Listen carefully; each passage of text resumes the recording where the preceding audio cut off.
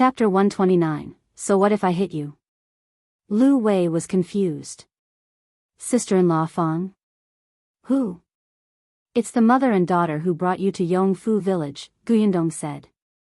This person's memory was really bad. Liu Wei suddenly reacted. It's them. Then let them come over.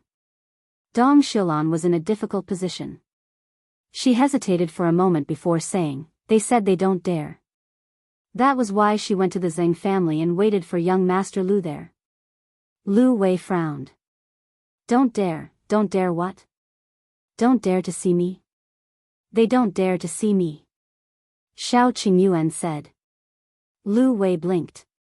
Why, halfway through, he remembered. Oh, I know. Back then, they seemed to have said that you were a wolf cub and were very scary. Yundong glared at him fiercely. Don't speak if you don't know how to speak. You're the wolf cub. Shao Qingyuan saw her small actions and couldn't help but smile. He was in a good mood. Liu Wei, on the other hand, was baffled by the glare. He said with a dumbfounded expression, I didn't say anything. But then again, why do they call you a wolf cub? One don't think you're scary at all. TSK, forget it.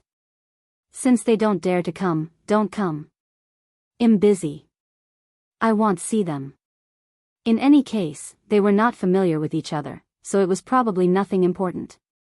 Yundong wanted to laugh. How many times had Madame Fang and her daughter been back and forth at the foot of the mountain? Previously, they had been brought home by Madame Zhou. When they heard that Shao Qingyuan and the others were back, they immediately ran over. Their spirit was really admirable. Dong Xilan went back. She was just passing on the message. She wasn't familiar with young Master Liu, so she naturally wouldn't say anything. Liu Wei immediately threw Madame Fang and her daughter to the back of his mind and began to urge Yundong. It's getting late. Let's set off now. Hurry back and prepare the carriage. Well, leave immediately. Alright, let's make things clear first. Javili carriage is meant for people. Without waiting for Liu Wei to retort, she continued, my carriage is newly bought. If you put the tiger and roe deer inside, what if my horse is frightened because it hasn't been trained? Liu Wei could only nod when he heard that. Only then did Yundong leave the Shao family and return to the Zhang family. Unexpectedly, Madame Fang and her daughter did not leave. Qingyuan immediately stood up when she saw Yundong. She walked up to her and asked, why doesn't young Master Liu want to see us? How would one know? Yundong looked puzzled. Did you say something to young Master Liu? Did you say something bad about us? You were in the Shao family just now, right? One couldn't tell, Yundong. In order to get close to young Master Liu, you're not even afraid of the wolf cub. Yundong looked at her coldly. Say that again. You act like you don't care about anything on the surface, but in fact, aren't you trying to climb up the social ladder? When you saw that young Master Liu was rich, you waited eagerly. You didn't even care about avoiding suspicion. As soon as he came back, you stuck to him. Slap. Yundong raised her hand and slapped her. Madame Fang had been watching coldly from the sidelines. When she saw this, she rushed over and pulled Qingyuan back. Then, she looked at Yundong in shock. How dare you hit someone? So what if one hit you? Your mouth is so dirty. You should wash it properly. Yundong took a step closer. Do you think that everyone has the same thoughts as you? Who is the person who has been wandering around the foot of the mountain for 2 days? Do you think that everyone is blind and can't see clearly? Who in the entire village doesn't watch you and your daughter make a fool of yourselves? If it weren't for the village chief, you would have been spat to death. Chapter 130, Sudden Despair, 2. Zhao Ritian waved his hand, and decided to settle this matter quickly. When the 5 people opposite heard Zhao Rishan's words, they immediately revealed happy expressions. They knew that this matter had finally been resolved.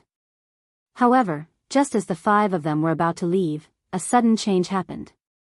Howl. Suddenly, a roar came from behind the 5 of them. The sudden sound frightened the 5 people because they were very familiar with that cry. That cry was completely a zombie's cry. The 5 of them hurriedly turned around, and were shocked to see that their boss had turned into a zombie. At this moment, their boss still had an arrow stuck in his head, but it did not affect the other party's activities. After the other party saw the 5 of them, he pounced on them. Faced with this situation, the other 5 people had never expected to see something like this. Especially shocking was their boss, who suddenly turned into a zombie and pounced over. This development immediately frightened the 5 people.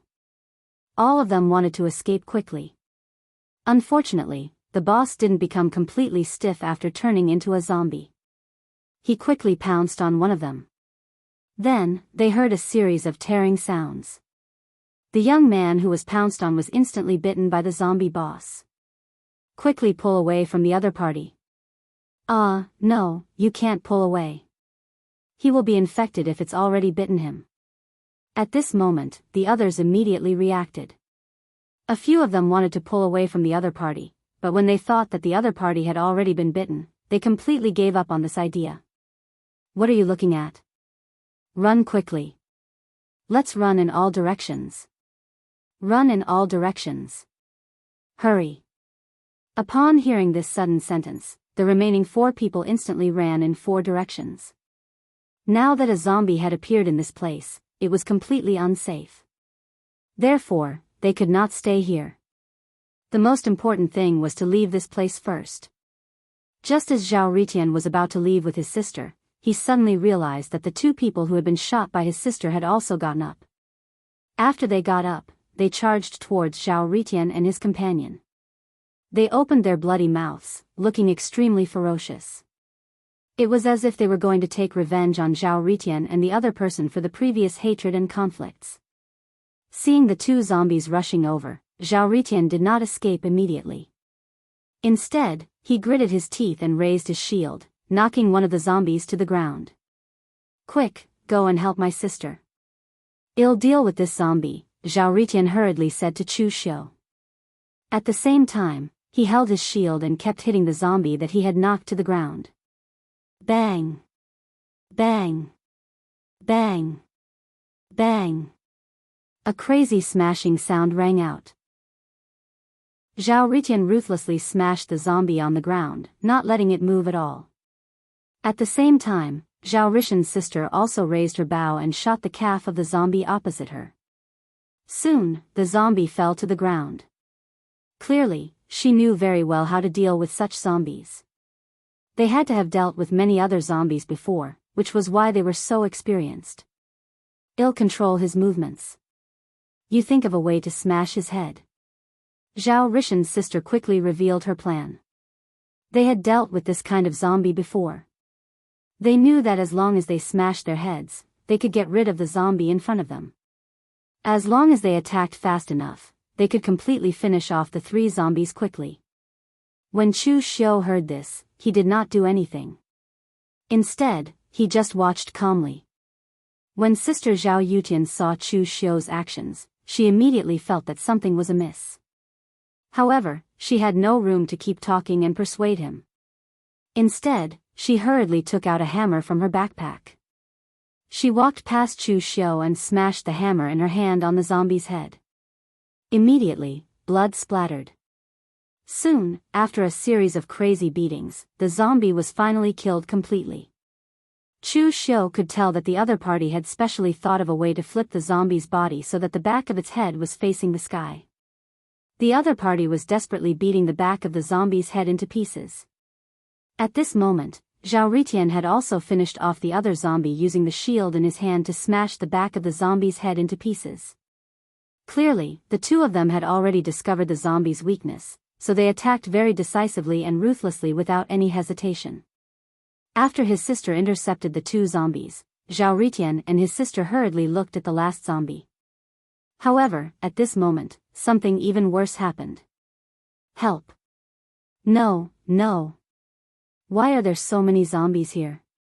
Where did they come from? The 4 people who had escaped previously actually ran back one by one. However, the four of them were in a very bad state because two of them were actually holding each other's arms and necks.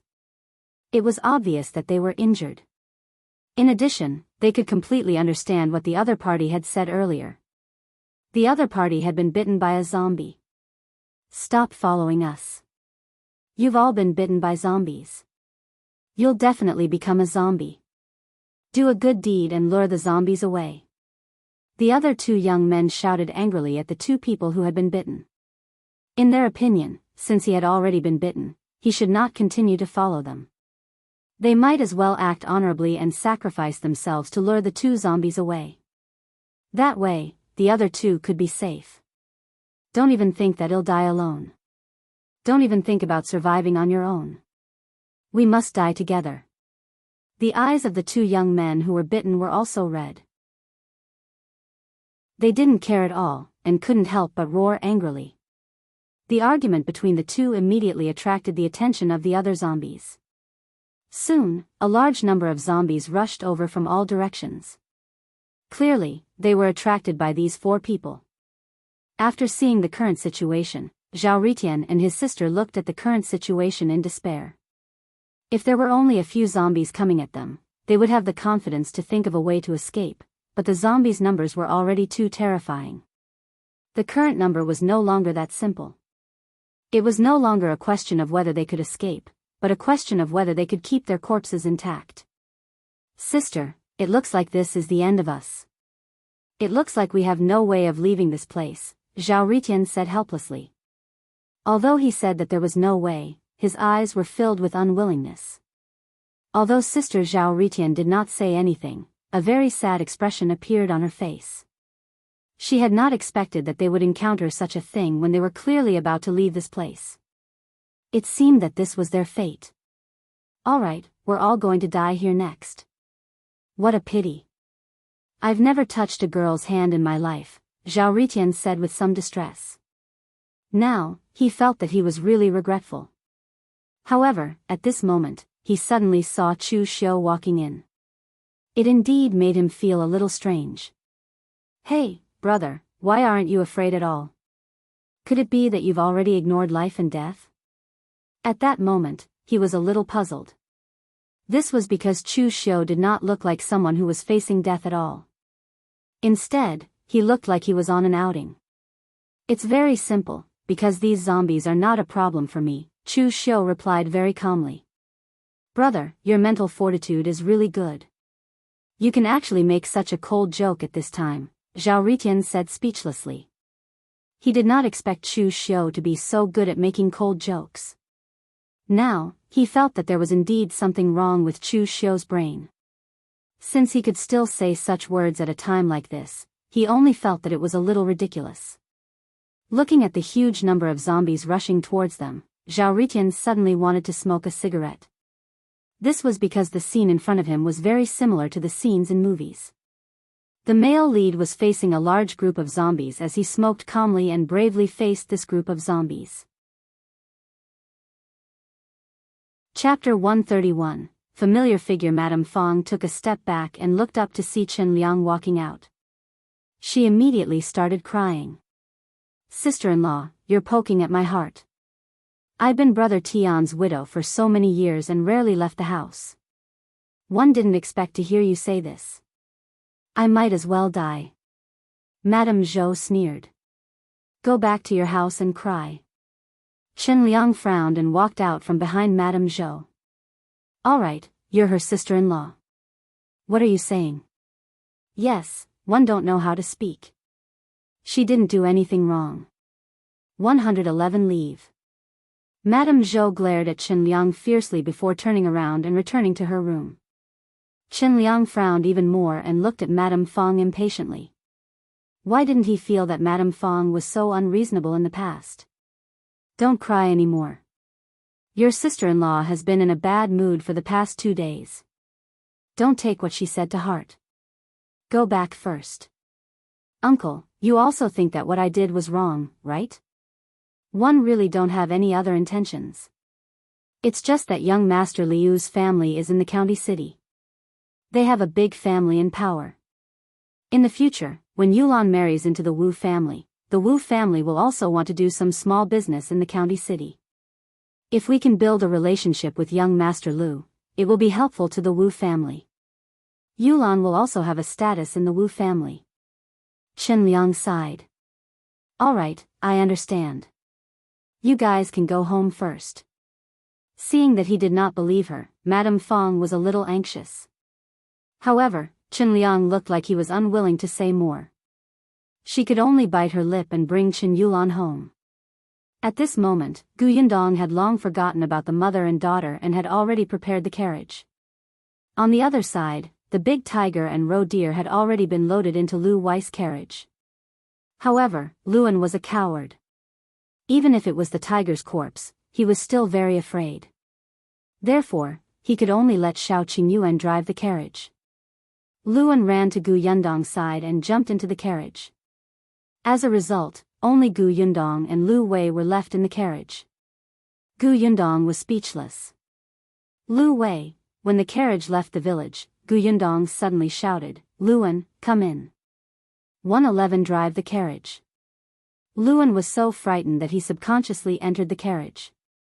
Gu Yundong took the reins and sat on the shaft, swaying. Liu Wei's face was ashen. He was despised again. Gu Yundong drove the carriage behind Shao Qingyuan. Her driving skills were not very good. Shao Qingyuan saw that there was still time and slowed down slightly. When they arrived at the county city, the surroundings immediately became lively. Wind Chaser was a good horse. He was used to following behind Shao Qingyuan's carriage and did not need Gu Yundong to exert much effort. Qin Wensheng School was in the east of the city. Liu Wei had to return to the Liu residence to bring his brother over first. Unexpectedly, when they were about to reach the Liu residence, Gu Yundong suddenly saw a familiar figure flash past. She was suddenly stunned. She sat up straight and turned around. At the next moment, she grabbed the reins and jumped down from the shaft. "Luan, come out and drive. One have something on. I'll be back in a while." With that, he ran away.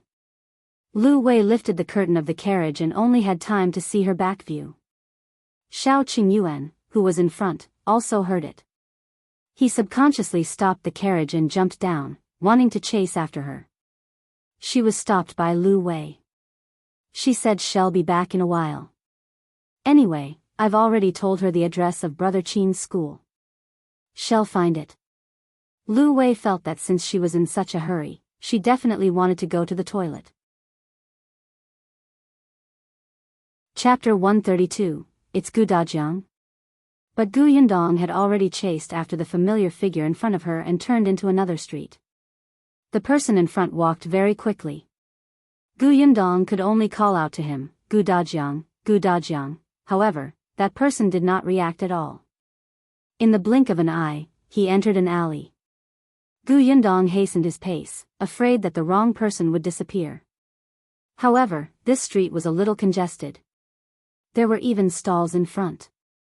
Gu Yundong was anxious and could not care less. She directly passed through the stall. She thought that she would be able to jump over, but the stall owner suddenly stood up. Gu Yundong avoided her, but she did not avoid the basket on the ground. The basket fell, and Gu Yundong could vaguely feel the things inside fall out. She did not even have time to take a look. She only said to the stall owner, "I'm sorry, big sister. 111 come back and compensate you later."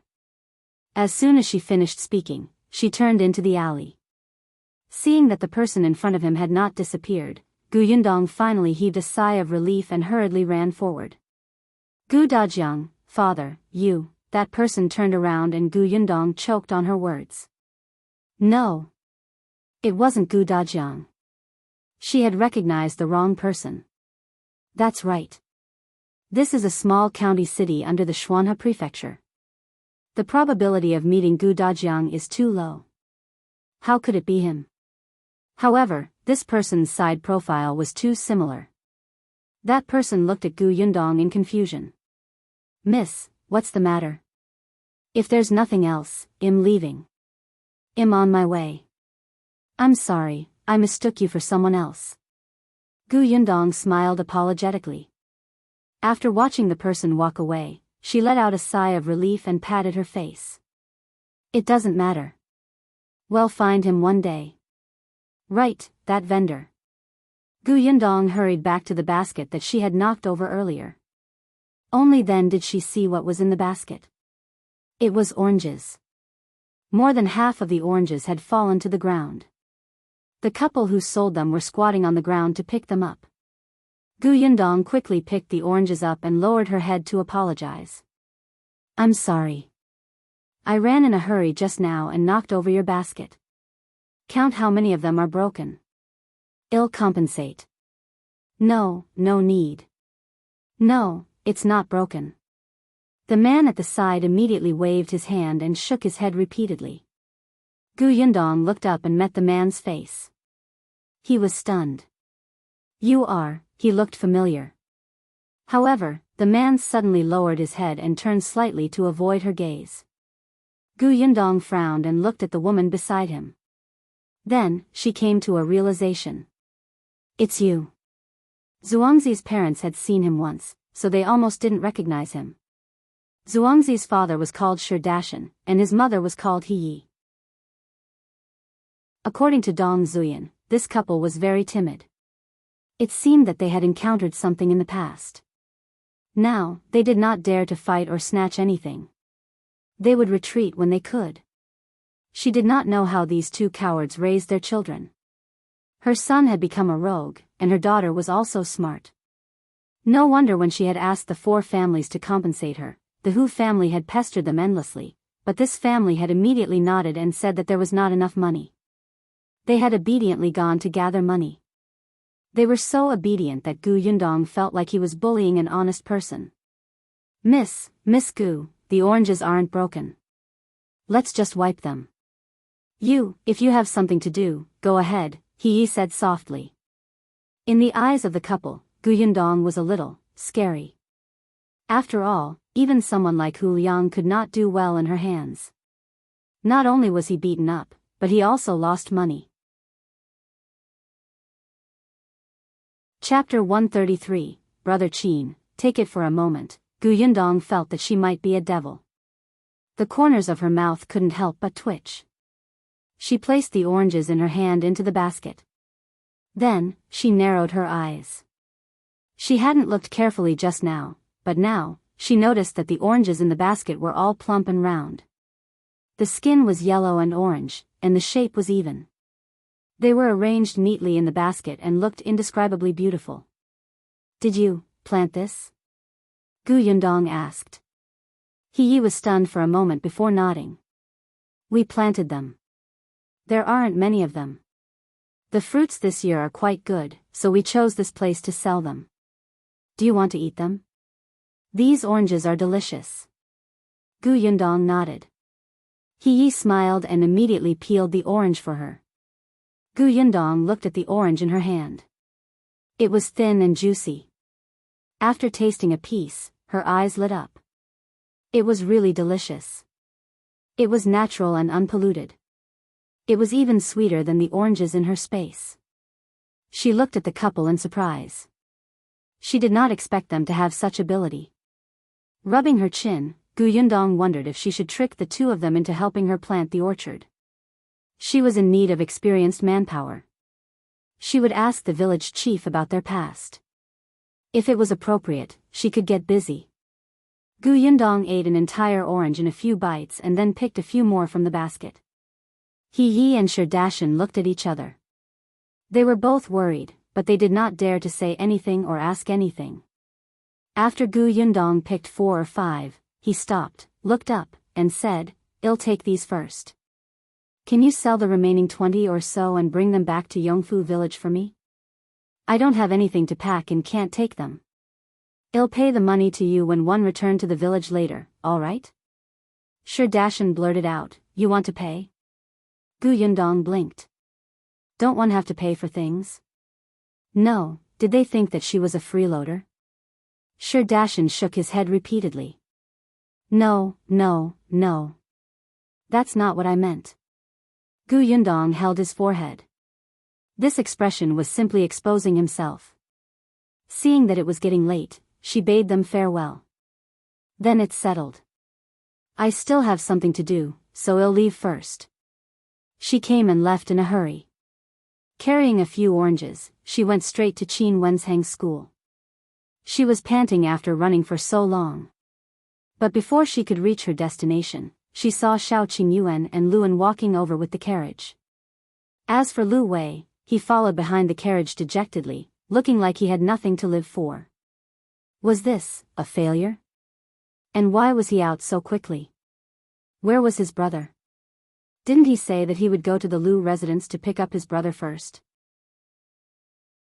According to Yundong's speculation, it would take at least an hour for Liu Wei and the others to return to the Liu residence to pick up their younger brother and then go to Qingyuan's school to deliver the roe deer meat, right? At the very least, if Liu Wei nagged seriously, it would definitely take more than an hour. But how long had it been? Yundong walked over and distributed the oranges in his hand to Shao, Qingyuan and Luan. He asked softly, is his brother Qin unwilling to accept his brother as a student? No, he isn't, Shao Qingyuan said. Yundong's eyes widened. He actually accepted it? But, she pointed at Liu Wei in surprise. Then why does he look like the sky is falling? Look, look, look. At this moment, he was knocking his head against the carriage. Luan was so frightened that he almost threw the orange away to save him.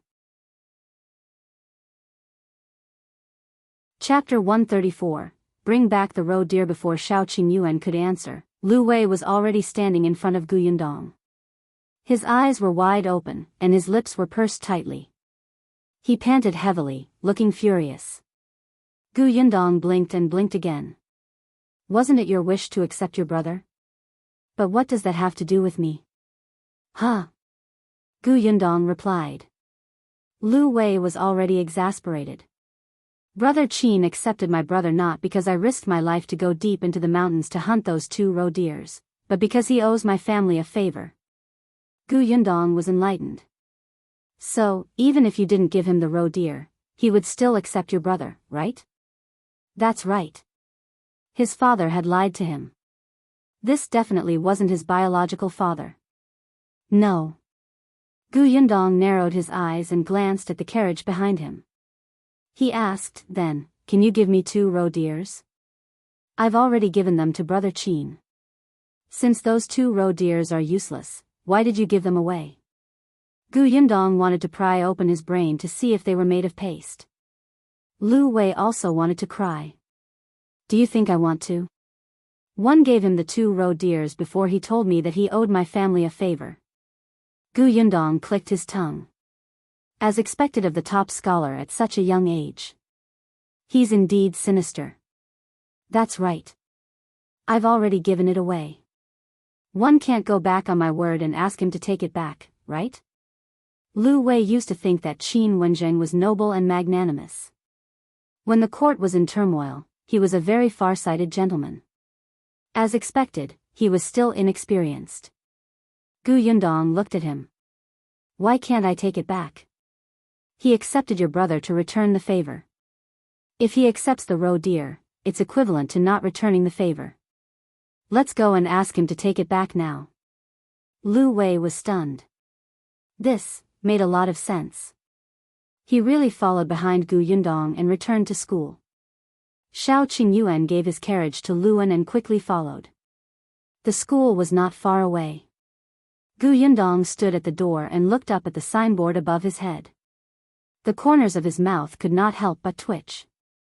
Indeed, talented people were willful. They didn't even give a name and just called it a school. The concierge knew Liu Wei. When he saw that Liu Wei had returned, he was a little surprised. He hurriedly went forward and asked, Young Master Liu, is there anything else?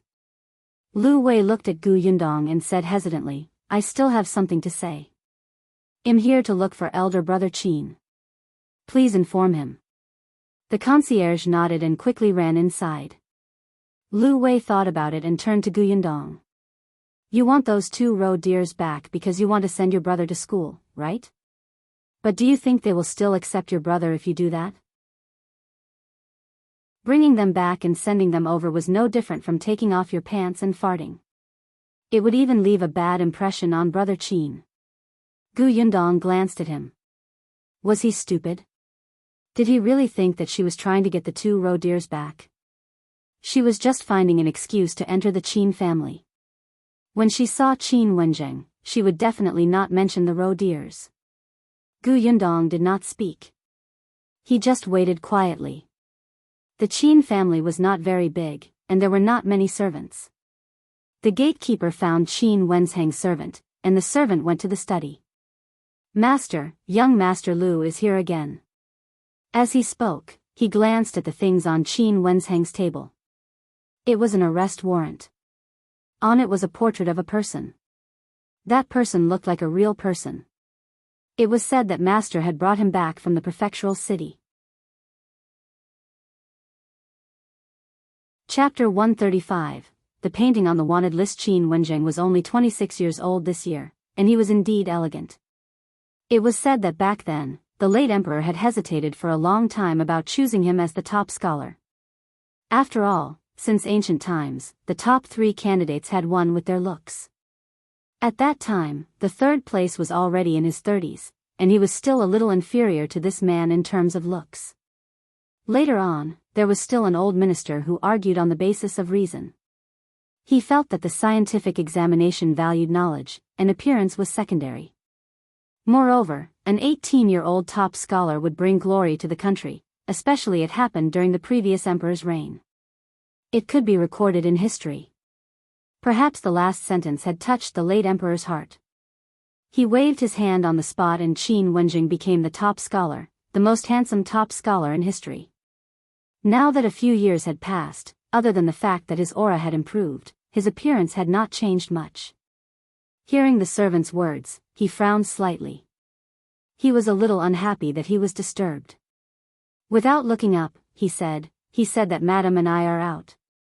He wants see us. After saying that, she lowered her head and looked at the wanted poster on the table.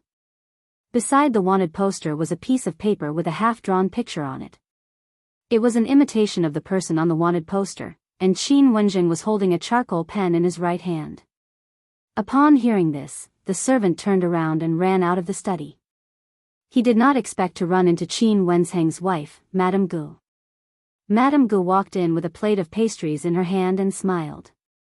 Why didn't I know I was going out? Qin Wenjing raised his head and waved for the servant to leave quickly. He went over to take the pastries. Why are you here?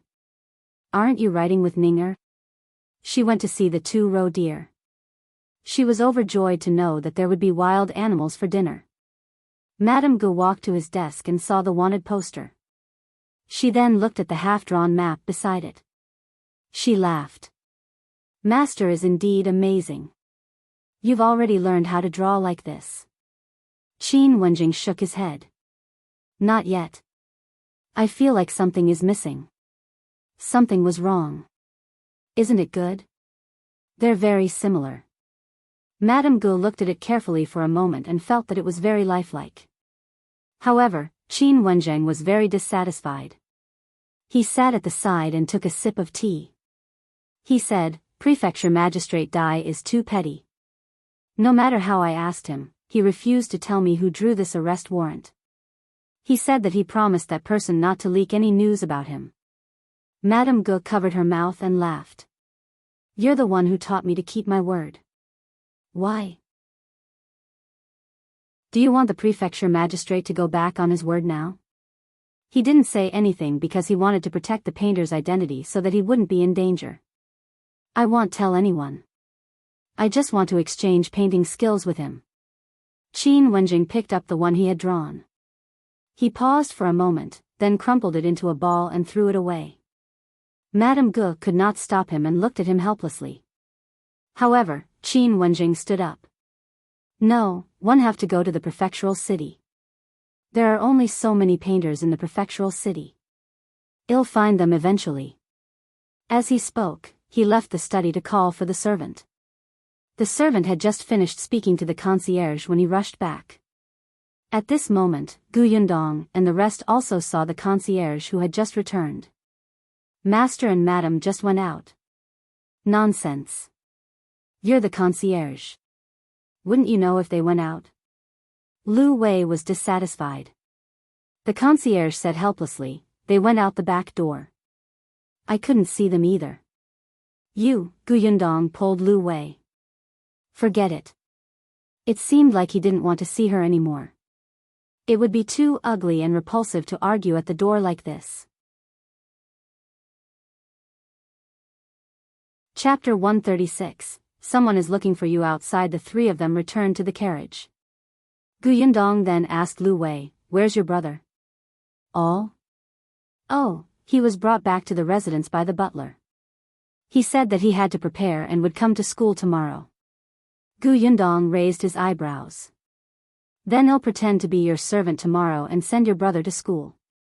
How about that? How could he say no? Yundong smiled.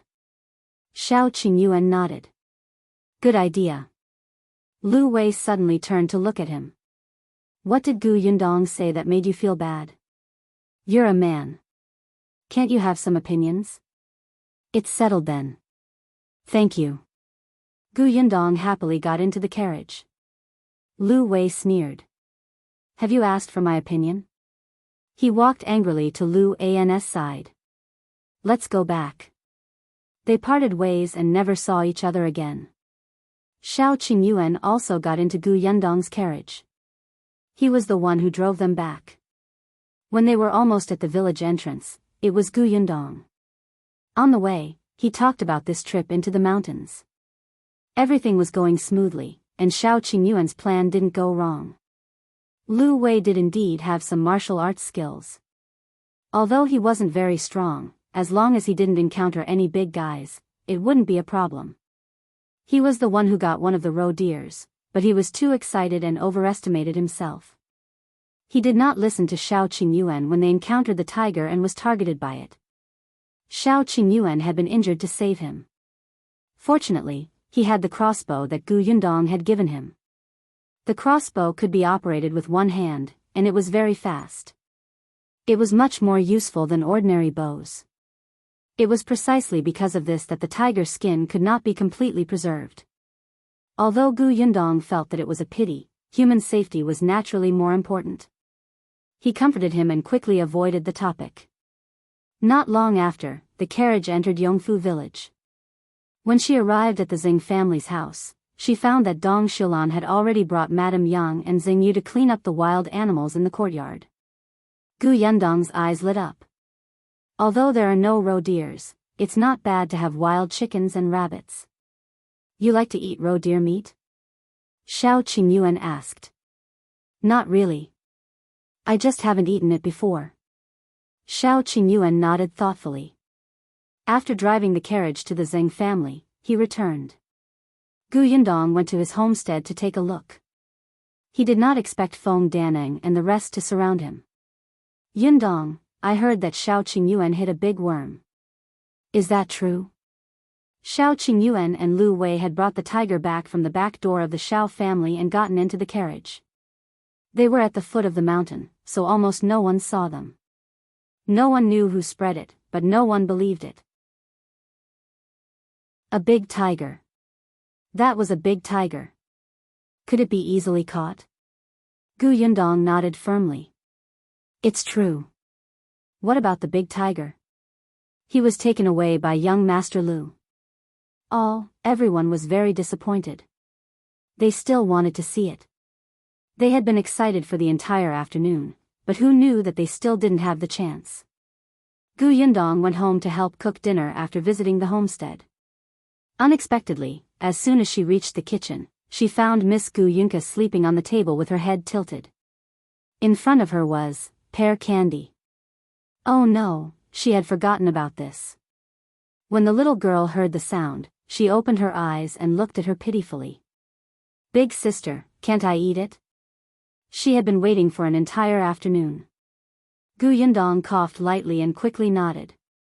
Sure. The little girl immediately cheered. I'll go call brother and the others. She was a good child and had to tell her friends if she had food. Yundong laughed and shook her head. She took out the candies. After a while, the young lady came in. Big sister, someone is looking for you outside. Chapter 137. Good farmer Gu Yundong put down the candy in his hand, wiped his hands, and left. Yi was standing in the courtyard with a basket in her hand. She looked very uneasy. When she saw Gu Yundong come out, Dong Xilan hurriedly went forward and asked, "Sister-in-law sure said that she would give you oranges." "I know. One saw her in the city before and told her." "Aunt, please pour me a glass of water." Dong Xilan nodded. "All right, there's still ginger tea that I made for the homestead. I'll bring it over." Gu Yundong thanked him and led Yi to the central room. "Aunt, have you sold out the basket of oranges?" Yi quickly nodded. "Sigh, I sold them all. I met a tea-house buyer and saw that the oranges were fresh, so I bought them all. My boss specially picked these and brought them back. Can you take a look?" She placed the basket on the table and opened the cloth, revealing more than 10 round and refreshing oranges. Gu Yundong liked it at a glance. Yi felt a little uncomfortable when she asked him to sit, so he sat on half of her butt. "Auntie, calculate how much it is." "I'll pay." Yi was silent for a moment before saying softly, one copper coin each." Gu Yundong frowned. The pears he bought last time were also 1 copper coin each, but the quality of the pears was not good and they were not very fresh. They could not compare to this orange at all. The price was obviously lower. "Auntie, let's go with the market price. If you give me such a cheap price, others will say that I bullied an honest person." At this moment, Dong Xilan came over with ginger tea. She handed it to Yi and said with a smile, "The Shi family planted oranges well. Last time, a foreign merchant passed by the village and saw it. He bought it for 10 copper coins a catty." 10 copper coins per catty. In this era, a catty was 16 taels. The Shi family's oranges were big and watery. Almost 4 of them would be a catty. This was only what she had bought in the village. It might be more than that if she sold the orange at the market. Gu Yundong knew what to do and took out 60 copper coins. "Auntie, keep it." When Yi saw this, she quickly refused. "That's too much, that's too much." "Yes, 50 copper coins is the money I paid for the 20 oranges. The other 10 copper coins are compensation for knocking over your basket." When Yi heard this, she did not dare to take the money anymore. "It's not damaged. Why would one want compensation?"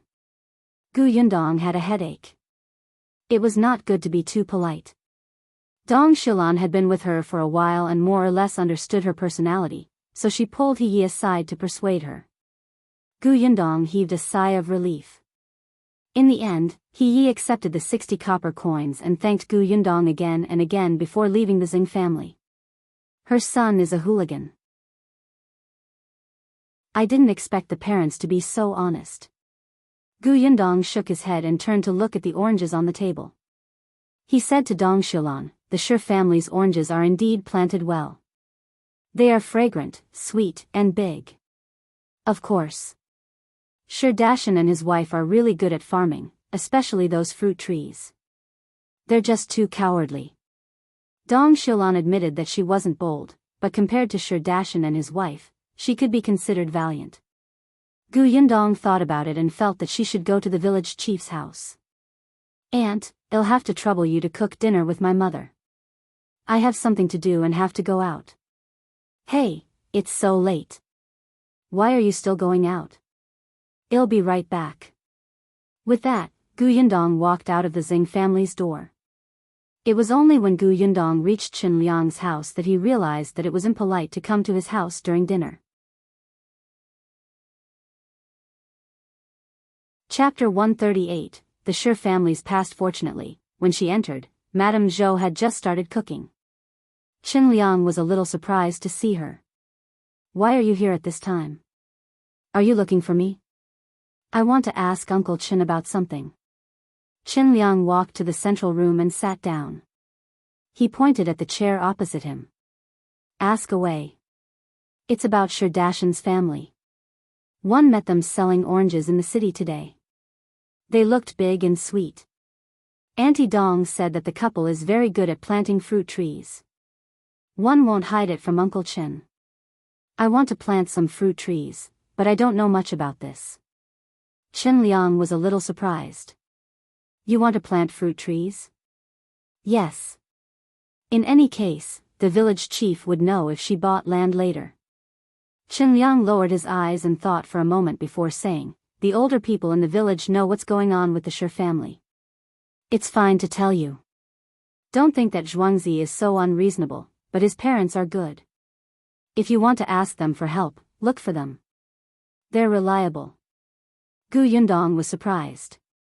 From the sound of it, there seemed to be more to it. Everyone in the village says that Xian'er and his wife are timid and weak. They will only lower their heads and admit their mistakes when they are bullied. Actually, they were not like this in the past. When the two of them first got married, they were energetic every day. In the beginning, they even bought a piece of land and planted fruit trees. Not to mention, they planted fruit trees better than the villagers. Not only were there oranges, but there were also pears, dates, persimmons. When those fruits ripen, they looked really good hanging on trees. What a pity. Chen Liang shook his head. At that time, there was a landlord in the neighboring village who took a fancy to that fruit forest and insisted on buying it. He even offered a low price. How could this person be willing to sell the fruits that he had painstakingly planted? Yundong was puzzled. The landlord of the neighboring village had such a long reach? At that time, I wasn't the village chief yet. The person before me was a greedy person. He took some benefits from the landlord and helped the landlord force the Xian'er family to give up the fruit forest. Xian'er was still a little hot-tempered at that time. He argued with the landlord and chased the servants of the landlord out. After a while, the commotion became bigger and bigger. In the end, Xian'er's parents died. Yundong's eyes widened. You mean? Chen Liang sighed and nodded. The landlord got someone to do it. The entire Xian'er family was beaten up. Xian'er and He were young. They would be fine after resting for a while. His parents were old. They fell sick every other day because of the previous incident.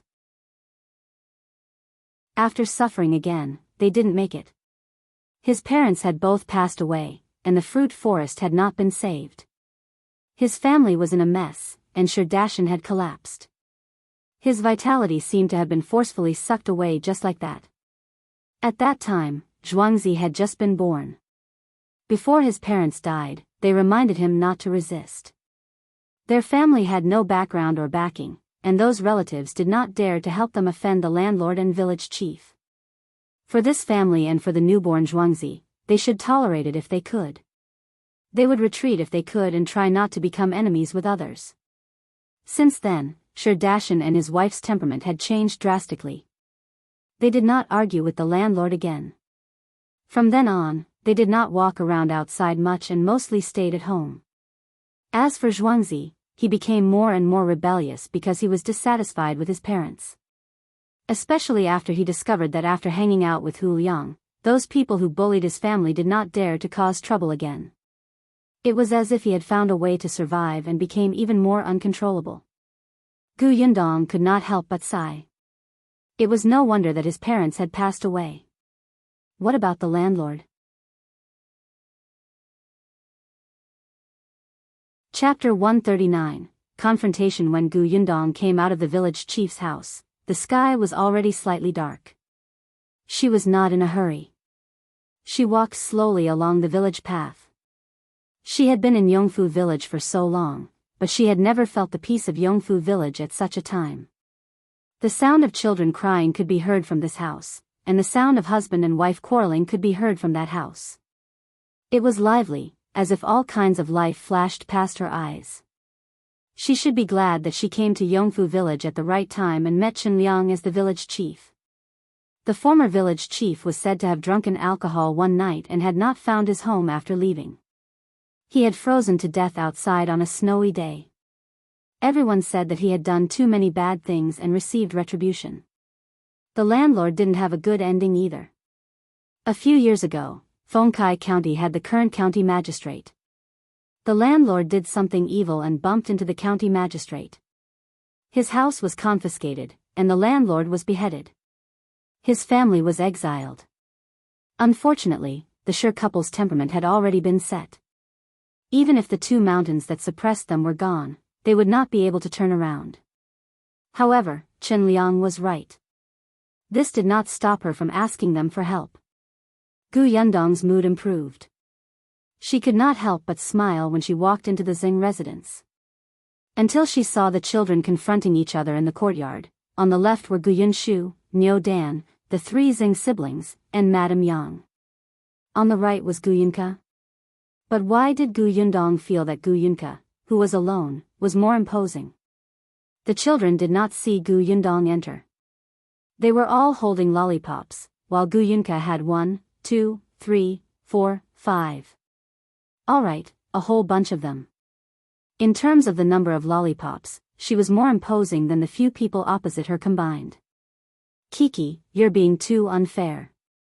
We each have 1, and you have so many, Gu Yunshu said angrily. Gu Yunke immediately put her hands behind her back and hid the lollipop in her hand.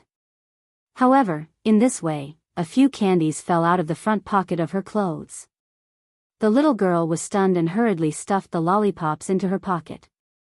The corners of Gu Yundong's mouth twitched. She had asked Madame Yang to sew this pocket for her. Occasionally, this girl would take some peanuts and chestnuts and put them in the pocket to eat slowly. The lollipop was wrapped in oil paper, so it would not stick to the pocket. After stuffing the lollipop into the front pocket, the little girl realized that the lollipops in the two sides of her pants had fallen out again. She was so anxious that she was sweating profusely. In the end, she simply pulled off the hat on her head, put the lollipop inside, closed it, and hid it behind her back. Then, she raised her head. Her hair was bouncing because she had lost her hat. Look, I didn't. Gu Yunshu was furious. It's in your hat. Hiding the candy in front of everyone. Did she think they were all blind? The little girl shook her head vigorously. One said no, so I didn't. Kiki, give each of us another one. You can have the rest, okay? Niu Dan coaxed her. He had licked the lollipop just now. It was simply too delicious. He felt like he was about to ascend to heaven. It was much, much better than sweets. He couldn't bear to eat another bite. Gu Yundong shook his head. He walked behind Gu Yunke and took the hat from her hand. The little girl was stunned and hurriedly turned around. When she saw that it was her eldest sister, she immediately pouted and looked at her pitifully. One didn't. That aggrieved expression, as if tears were about to fall the next moment. Chapter 140, Nice, Delicious, Not Greasy. Gu Yundong could not take it anymore. She quickly took one out of her hat and gave it to her. You can't eat too much sugar, or your teeth will rot. In the future, you won't be able to eat braised pork, rabbit meat, or chicken. The little girl swallowed her saliva and looked at the lollipop eagerly. Then one, then I, she couldn't finish the rest of the sentence. Gu Yundong smiled. How about this? I'll keep the candy for now. I'll give you one a day, okay? As she spoke, she looked at the other children. You too. You can't eat too much sugar. In the future, take one every day to develop a habit. Otherwise, if I make all kinds of sugar in the future, you won't be able to keep your teeth. Gu Yunshu's eyes lit up. Eldest sister wants to make all kinds of sugar? Niu Dan and the others' focus was on another thing. Can we eat candy every day? This was a very extravagant thing. Sugar was very precious. Niu Dan family rarely bought it. Even if they did, they could only eat it during the New Year and festival. It was usually hidden well. Gu Yundong nodded. I just made this candy. Try it and see if it tastes good. I'll try another type of candy tomorrow. Only then did the children start to carefully eat the beautiful and cute lollipop in front of them. Yundong had made several molds before. They were all simple ones. Some were square, some were round, some were heart-shaped, and some were pentagrams. There were almost all of them, and they looked very likable. In fact, if she really started, she could even make models of various small animals. Yes, it's delicious. It's sweet and fragrant. It tastes like pears. Yunshu was the first to speak. His eyes were shining. Niu Dan also nodded vigorously. Previously, he had licked it for the first time and didn't think about it carefully. This time, after eating it, he was so excited that his body was trembling. Sister Yundong, did you really make this? It's even better than what I used to eat. This isn't greasy at all, and it doesn't stick to my teeth. Xingyu also said, Sister Yundong, if we sell this, it will definitely be sold out in an instant. This was what Yundong wanted. Do you all think so?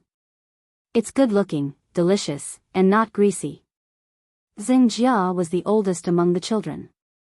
Jianghu, who had always been taken care of next door, was also quiet. It was rare for him to express his opinion.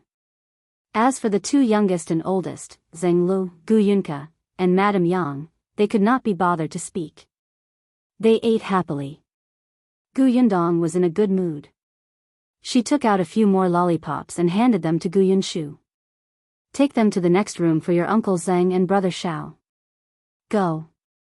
Then, she gave one to Madame Dong and ate the other. Yunka looked on helplessly as she ate. Her gaze was extremely pitiful. Yundong was amused by her. Don't worry, there will definitely be one a day. If you perform well, eldest sister will reward you with one more. With that, she went into the kitchen. Because the sweets she made had received the unanimous approval of Shao Qingyuan and the others, Yundong became confident about what she had to do next. At night, she lay in bed and thought about her future development. When she earned money, it would be much simpler to look for Dajiang or treat Madame Yang. The next morning, Yundong put on the carriage and went out. Unexpectedly, when she left the courtyard, she saw that Shao Qingyuan was already waiting there. Young Master Liu hasn't given me the money. 111 go to the county city too. This is a big deal. Come up then. The two of them went to the Liu residence together. Unexpectedly, when they reached the entrance, Liu Yi was already waiting outside. Chapter 141, 20 Catties. First, Liu Yi had a gloating smile on his face. Yundong's heart skipped a beat and she had a bad feeling. Sure enough, as soon as she stepped forward, she heard his sly voice. One have bad news for you. Do you want to hear it? Yundong clenched her fists. Could she go up and beat him up? Before she could answer, Liu Yi couldn't help but say, half an hour ago, a servant from the Qin family came over and said that Brother Qin and his wife had gone out and would only be back in a few days. He left my brother some homework and asked him to finish it at home. So your plan to go to school is ruined. Liu Yi felt that his grievances from yesterday were finally swept away. Yundong could not hold it in any longer. She stepped on his foot and turned to leave. Ouch! Liu Yi cried so loudly that even Luan couldn't bear to look at him. Young master, you're the eldest young master of the Liu family. Can you take note of your status? How can you feel so accomplished bullying a 13-year-old girl? Before Liu Yi could stop shouting, Shao Qingyuan was already standing in front of him. Give me the silver. Liu Yi almost spat out a mouthful of blood. This was his sworn brother who would live and die with him. This was simply heartless and unreasonable. He asked Luan to give him the banknotes. Then, he snorted and decided to cut ties with him. Unexpectedly, Shao Qingyuan took the banknotes and followed Yundong. Liu Yi, Yundong walked for a long distance before slowing down. Shao Qingyuan's legs were long, so it didn't take long for him to catch up. Seeing that she didn't seem to be in a good mood, he opened his mouth and said after a while, actually, there are other schools in the county city. You can look at other schools. Yundong sighed. I already know the best one. Why would one be willing to settle for something else? Not to mention anything else, just from the fact that the Liu family spared no effort to send the child over, it could be seen that this was a rare teacher. To be able to become the top scholar at the age of 18, he must be at least more knowledgeable than the other teachers in the county. When the court was in turmoil, his courage to retreat meant that he was not pedantic but flexible. He remembered the Liu family's favor, which showed that he was grateful. If he did not look at their family background to take in students, it was obvious that he would not be greedy, lecherous, and trample on others. In addition, he was young and knew how to scheme against Liu Wei. Yundong was very satisfied. Forget it, he'll come back eventually. Anyway, Yunshu is still young. There's no hurry. Yundong decided to come back after Qin Wenjing returned to the county. By the way, do you know where the largest grocery store in the county is? I want to buy some sugar. She wanted to try orange-flavored candy. I'll take you there. The largest grocery store in the county was also on East Street. It was not far away. When Yundong entered, the grocery store was quite lively. The waiter greeted the other customers. Yundong looked around and frowned slightly. Seeing that she didn't buy anything after walking around and even looked a little unhappy, the shopkeeper walked over and asked, "Miss, what do you want to buy?" "Our shop is the largest grocery store in Fengkai County. You can buy anything you want." "I want to buy white sugar." She looked around but couldn't find it. The shopkeeper was stunned. He looked at her from head to toe. Judging from her clothes, she was also from the countryside. How could she afford white sugar? "Miss, this white sugar is not cheap." "How much do you want?" "Let's start with 20 catties." The shopkeeper glared at her. Even the waiter and customers beside her turned their heads in surprise when they heard this. "How much do you want?" Chapter 142, Can you afford it? 20 catties, Yundong repeated. She didn't know what they were trying to do with their expressions. The shopkeeper frowned. "Miss, you're here to cause trouble, right? 20 catties? Do you know how much it costs?" "How much?" "1 tael of white sugar for 25 copper coins." The shopkeeper sneered. "Can you afford it? You asked for 20 catties so easily." Yundong knew that white sugar and brown sugar were quite expensive. She had bought sweets on the streets for the two children as snacks. The sweets were slightly cheaper. Previously, in the prefectural city of Xian'er Prefecture, she had forgotten to buy white sugar when she went to the grocery store to buy oil, salt, rice, and noodles. It was only when she returned to Aunt K's house to take out some things that she remembered. At that time, she wanted to buy it. Aunt K said that sugar was expensive and she wouldn't need much anyway. They had it at home, so she could use it at home. Yundong did not refuse. However, the white sugar Aunt K took out was not pure white sugar. It was just brighter than black sugar. However, she only used it as seasoning when cooking braised pork. She rarely used it for other purposes. Later on, when she came to Yongfu village, she never thought of buying candy, mainly because it was inconvenient. She had forgotten about it a few times when she went to the county city in town. Therefore, when she needed candy, she could only take it from her space when Madame Dong was not paying attention.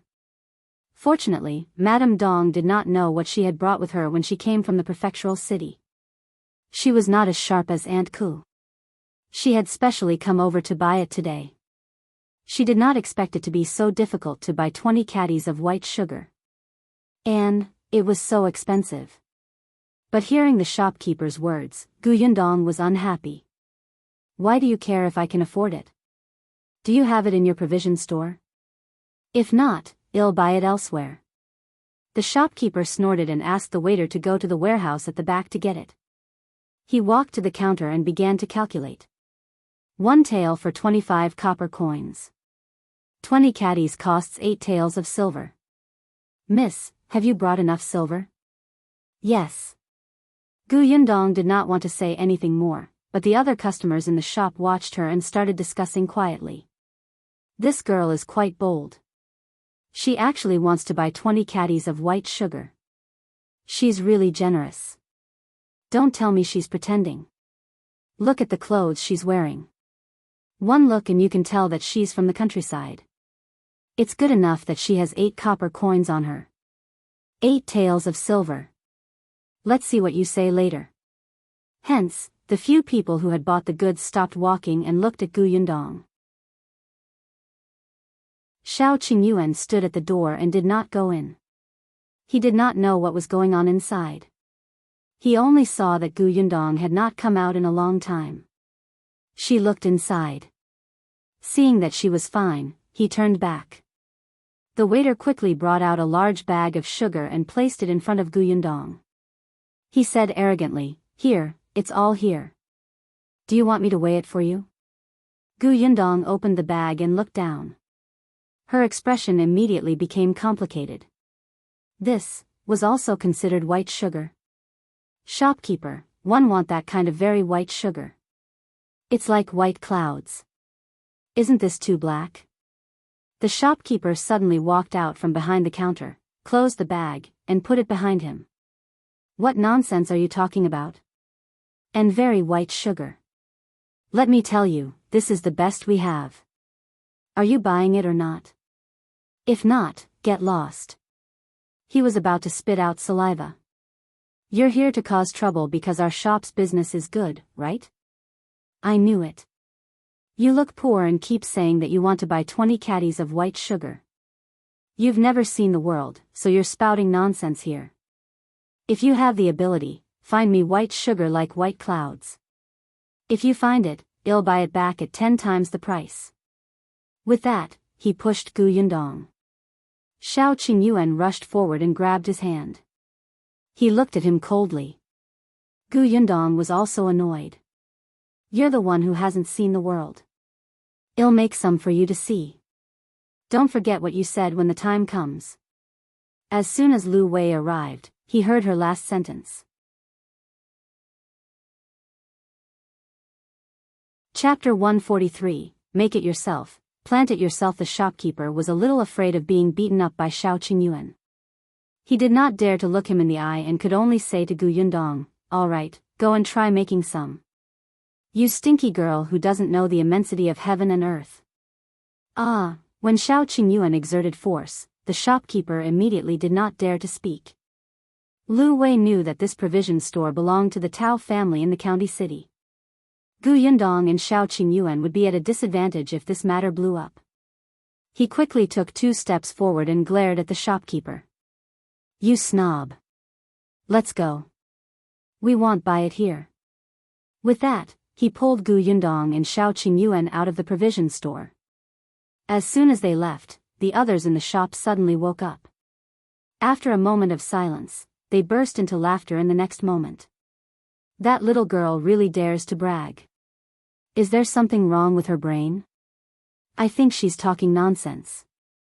If she had that ability, would she still be dressed like that? She definitely can't take out 8 taels of silver and is deliberately looking for a way out. That was young Master Liu just now, right? Young Master Liu is getting more and more unreasonable. What kind of friends does he have? Forget about that girl, the man beside her also looks fierce. The shop assistant beside him rolled his eyes and whispered into the shopkeeper's ear, "Didn't our young master lose to young Master Liu in polo last time and throw a big tantrum at home? Can we use this matter to vent our anger this time?" The shopkeeper's eyes lit up. "Kid, you're the smartest. Take good care of the shop. I'll go out for a while." Yundong and the other 2 gradually walked away, but the conversation still drifted into their ears. Liu Yi frowned. Girl, you'll be struck by lightning if you talk big." "Who's talking big?" Yundong glared at him. Liu Yi sneered. "One heard you say that you can make sugar that's even whiter than that in the grocery store. If you don't believe me, let's make a bet." Yundong stopped in her tracks. "If I succeed, you have to do something for me." "All right." Liu Yi agreed readily. In any case, he didn't believe her. He was just coaxing the little girl to play. Yundong turned to look at Shao Qingyuan, who instantly reacted. "I'll testify. Then let's go home and get ready." Yundong suddenly became energetic. Alright, if there was no sugar, she would make it herself. If there were no fruits, she would grow them herself. When Yundong returned to Yongfu village, she asked Dong Xiulan who planted sugarcane. Coincidentally, the Shi family had it. However, it wasn't a lot. When Shao Qingyuan heard this, he bought a large batch from other places. Yundong was surprised, but she was very happy. She went to look for Dajiang. The couple happened to be working in the field. Yundong took the opportunity to look at her fruit forest. It was really as the village chief had said. It looked pleasing. When the Shi couple saw Yundong suddenly come over, they panicked, especially when they saw that her gaze was fixed on their fruit forest with satisfaction in her eyes. They were so flustered that they almost hit their feet with their hoe. Could it be that after landlord Li died, another landlord Gu came? Was it fate that they were not suitable for planting fruit trees? They had waited for landlord Li to die before planting such a small piece. Yundong had already jumped off the ridge. She smiled and tried her best to look at the Shi couple lovingly. However, Dajiang and his wife looked at her expression as if they had seen a ghost. They resisted the urge to turn around and run.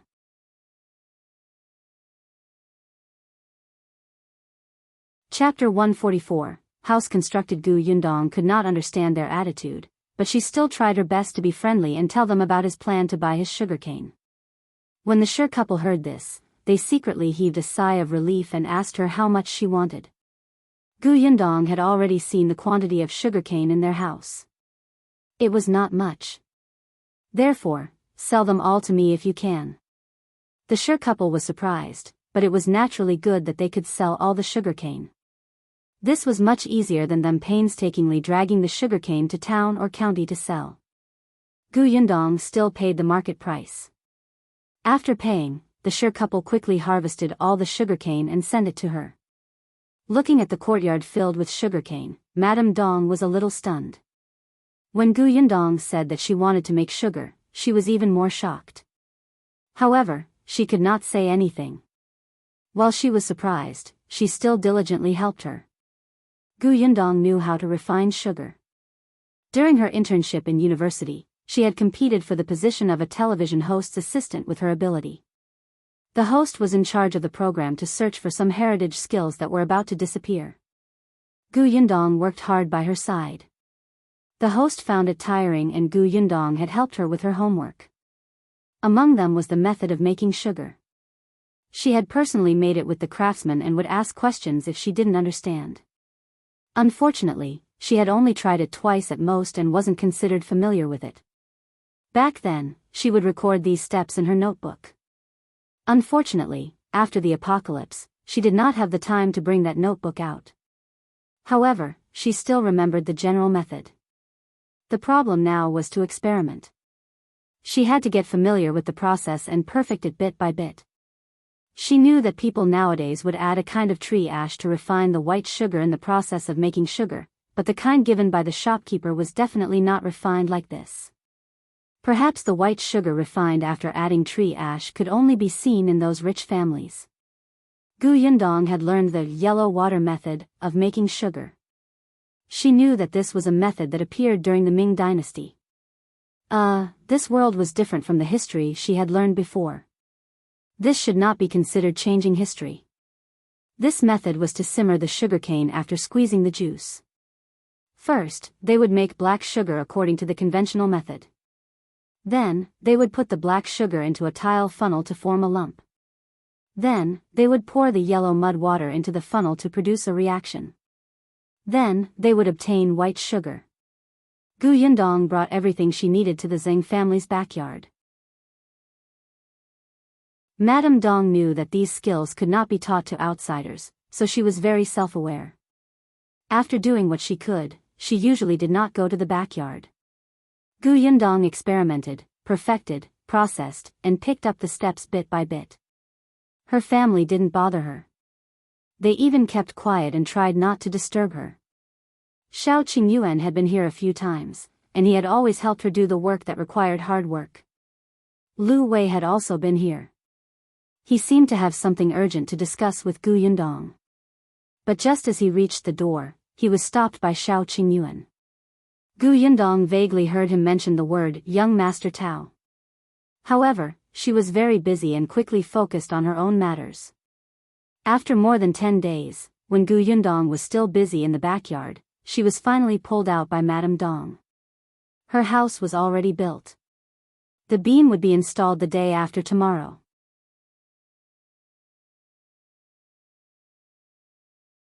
Chapter 145, Yundong, why are you here? Yundong was still in a daze. The beam would be installed? She had not been to her house for the past few days. She did not know what was going on. She quickly put down the work in her hands, packed up, changed her clothes, and walked towards the homestead. Yundong's eyes lit up as she looked at the refreshing green brick house in front of him. Finally, she had her own house. Feng Danning was also very excited. This was the most proud house he had built. He followed Yundong inside. As he looked, he said, the beam will be up the day after tomorrow. This furniture might take another 2 days to be pulled over. This is the cellar you wanted. The well in the backyard has been dug. This house is really good. Feng Danning sighed. Yundong looked around and was very satisfied. She would tell Madame Dong about the treat later. The beam installation here required a party. However, there were not many people in the village that the Gu family were familiar with. It was impossible for her to treat the entire village to a banquet. After some rough calculations, she realized that Shao Qingyuan, the Zheng family, the village chief's family, the Feng family, and the 6th great-grandfather were on good terms with her. There were also the workers who helped build the house. There were also 2 or 3 tables with their families. Yes, there was also the Shi family. Liu Yi would also be invited. Oh yes, there were also Gu Yunshu and Gu Yung's playmates. These 2 little fellows actually had friends, although there were only 2 or 3 of them. After drawing up the name list, Yundong began to prepare. There were many things that she did not know. It was Madame Dong who told her what to buy and how to prepare steamed buns and peanuts. Madame Zhou and her daughter-in-law, Madame Song, also came over. Feng Danning's wife also said that she would help cook on the day of celebration. Yundong was very grateful to them and was generous. On the day when the sun rose, Yundong was woken up by Madame Dong. She brought Madame Yang and the other 2 to the entrance of her house and saw more than half of the villagers gathered there. Madame Zhou came over to call her. Yundong, quick, firecrackers are going off. Yundong asked Yunshu to light the firecrackers. The moment the firecrackers sounded, Feng Danning and the others also shouted, the beam is up. Yundong threw out all the peanuts, cinnamon, and round steamed buns in her hand, mixed with copper coins. All the men, women, old, and young present pounced over excitedly to snatch it. Those who managed to snatch the copper coins were screaming and shouting. Gu Yunshu and Gu Yunka were completely awake and were playing with each other. After the beam was up and the crowd dispersed, it was time to prepare the food. Madame Dong, Madame Zhou, and the others began to cut the vegetables and meat. They looked at the vegetables that Gu Yundong had bought and smiled. Later on, guests arrived one after another. There were also uninvited guests from the village. As long as they were not here to cause trouble, Gu Yundong would let them in, including Madame Feng and her daughter. Liu Yi was in the county city, but he came especially early, as if he was here for breakfast. However, there was also an unexpected family, the Peng family. Peng Zhongfei didn't come. He didn't dare to come. However, he also paid attention to the day when the Gu family's house was completed. That day, he got someone to send a gift over. Because the person in charge of the Gu family was a girl, he asked for the help of his wife's nanny to send it over. That nanny was quite arrogant. She even brought 2 servant girls with her. Since they were guests, Yundong naturally invited them in. Besides, she was very willing to accept gifts. Unexpectedly, just as the three of them entered, one of the servant girls behind the nanny suddenly widened her eyes and shouted, "Yundong. Why is it you?"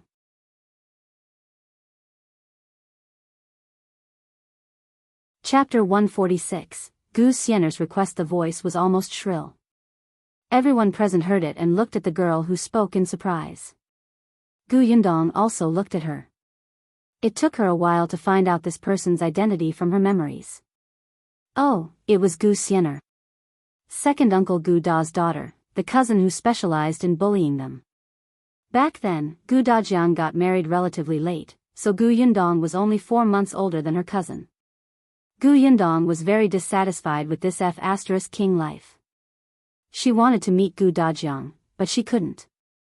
Now, she actually met this person who she didn't even want to look at. The mammy of the Peng family also looked at Xian'er in surprise. The latter had already taken a few steps forward and grabbed Yundong's hand. "Why are you here? You're not dead?" "Pfft, you're the one who should be dead." She was the one who wanted to ask why Xian'er was here. Enemies were bound to meet on a narrow road. "This is my home. If I'm not here, where am one?" Xian'er was stunned. Her home? That's right. Previously, Granny Qian had said that the owner of the house that they had come to give gifts was surnamed Gu. At that time, she had thought that they really had the same surname but different lives. Especially when she saw this green brick-tiled house at the door, she wished that she was the owner surnamed Gu. Unexpectedly, this person was Yundong. How was this possible? Yundong looked around and realized that everyone was looking at them. She did not want to become a topic of discussion, especially today, which was a good day for her house to be completed. It was too unlucky to be destroyed by an unknown person. Hence, she glanced at Xian'er and said, "Follow me." Xian'er was full of questions, so she quickly followed her. Madame Zhou was also in the hall. Although she did not know what had happened, she was the village chief's wife after all. She quickly went forward to greet Nanny Qian and the others. "Everyone, take a seat. Let's eat some melon seeds and talk. There's brown sugar water here. It's very sweet. Don't be polite. Everyone, take a seat." Brown sugar water? This was good stuff. The Gu family was actually treating guests with this. Wasn't this too generous? Of course, these brown sugars were the products of Yundong's experiments before she refined white sugar. Everyone's attention was immediately attracted by the brown sugar water.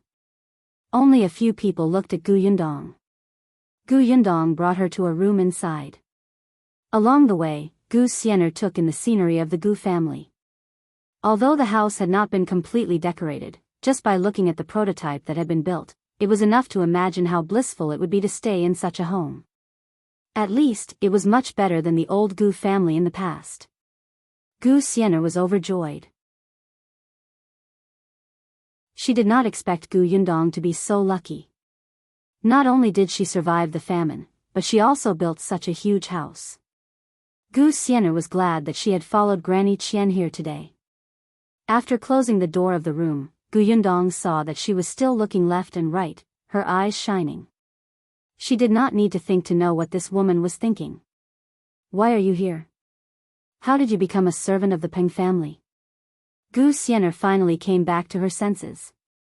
When she heard the word servant, she was a little unhappy. It's all because of those two old farts. They were instigated by third uncle's family and actually sold me to a human broker with a bag of sweet potatoes. I was brought to Fengkai County by the human broker. Then, as if she had thought of something, her eyes suddenly lit up and she said, "You must have a lot of money to build such a good house. Hurry up and go to the Peng residence to redeem me."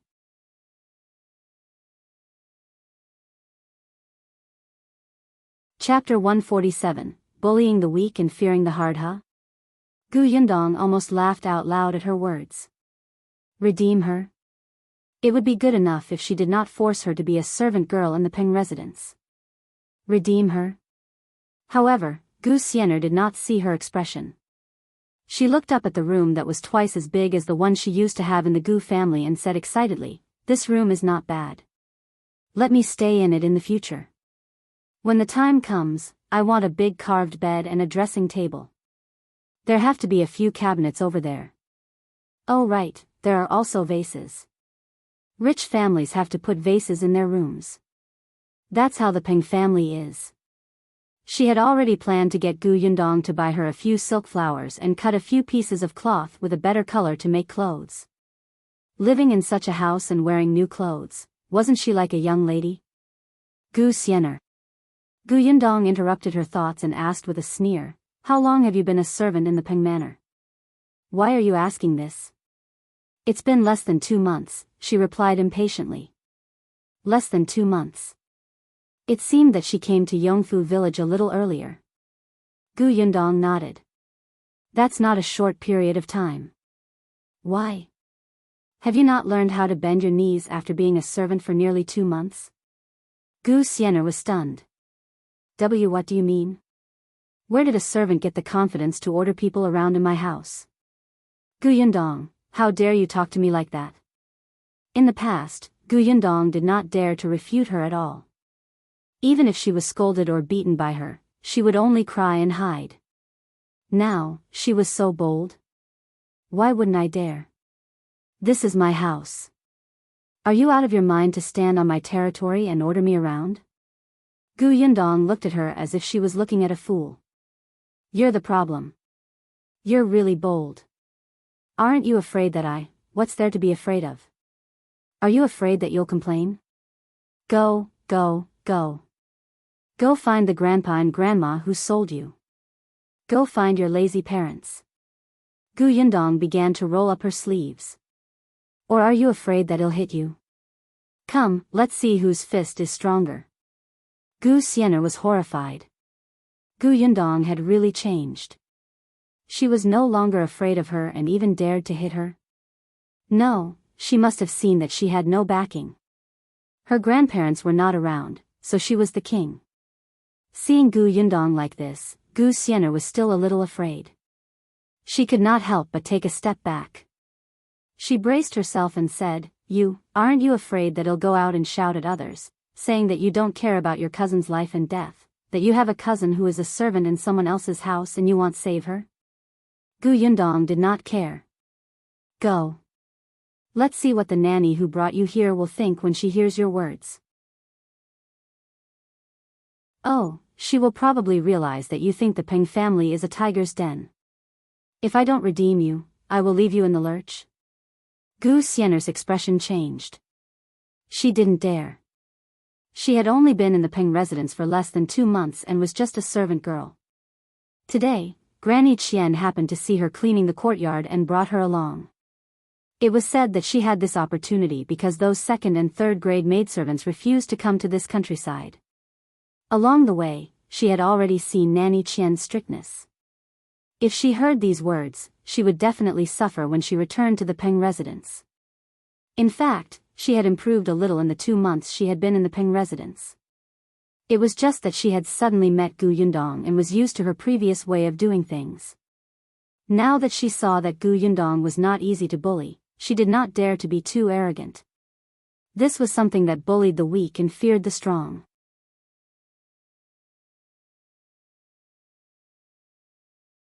Chapter 148, Your sister Gu Xian'er gritted her teeth. Are you really not afraid that others will say that you have a servant cousin? Aren't you afraid that the villagers will point fingers at you? I'm not the one who sold you. What am I afraid of? The Gao family in this village has a daughter who went to the prefectural city to be a servant girl. The Gao family still feels proud. Do you want to work hard and be a first-grade servant girl later so that I can bask in the glory? Gu Xian'er realized that not only had Gu Yundong become bolder, but even her words were harsh. She did not want to be a servant at all. She had to wake up at a fixed time every day and wash clothes after sweeping the courtyard. Anyone could order her around. She was so busy every day that she did not have any time to rest. She also wanted to live in a big house and wear new clothes. She had seen that the material of Gu Yundong's clothes today was very good. Gu Xian'er knew when to yield and when to stand tall. At the thought of this, she knelt down with a thud. Her tears came as she said, "Sister, you're my elder sister.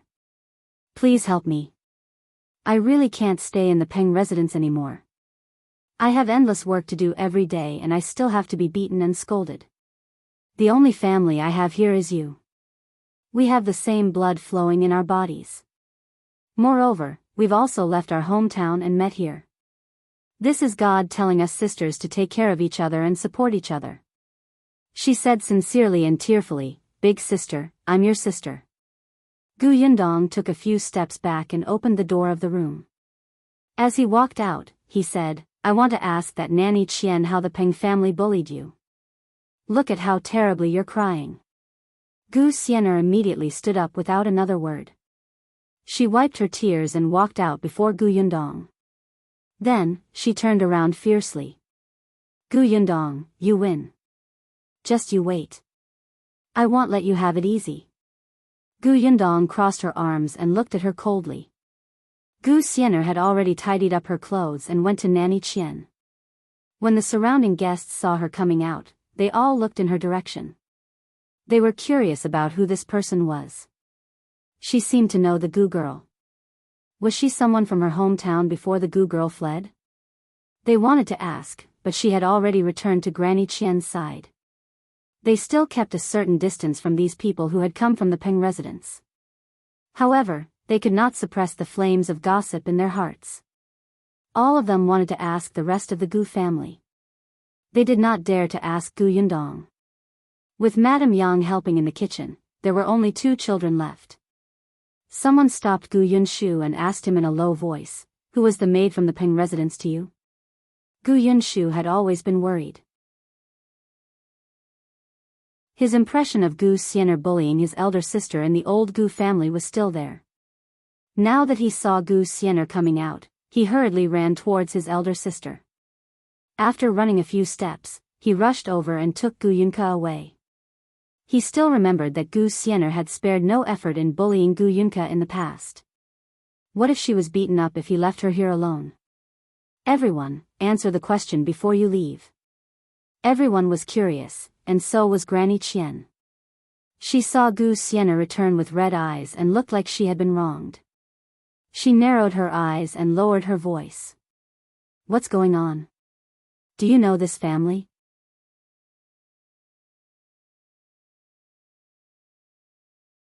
Chapter 149, Have to guard against Gu Xian'er. Gu Xian'er was slightly stunned.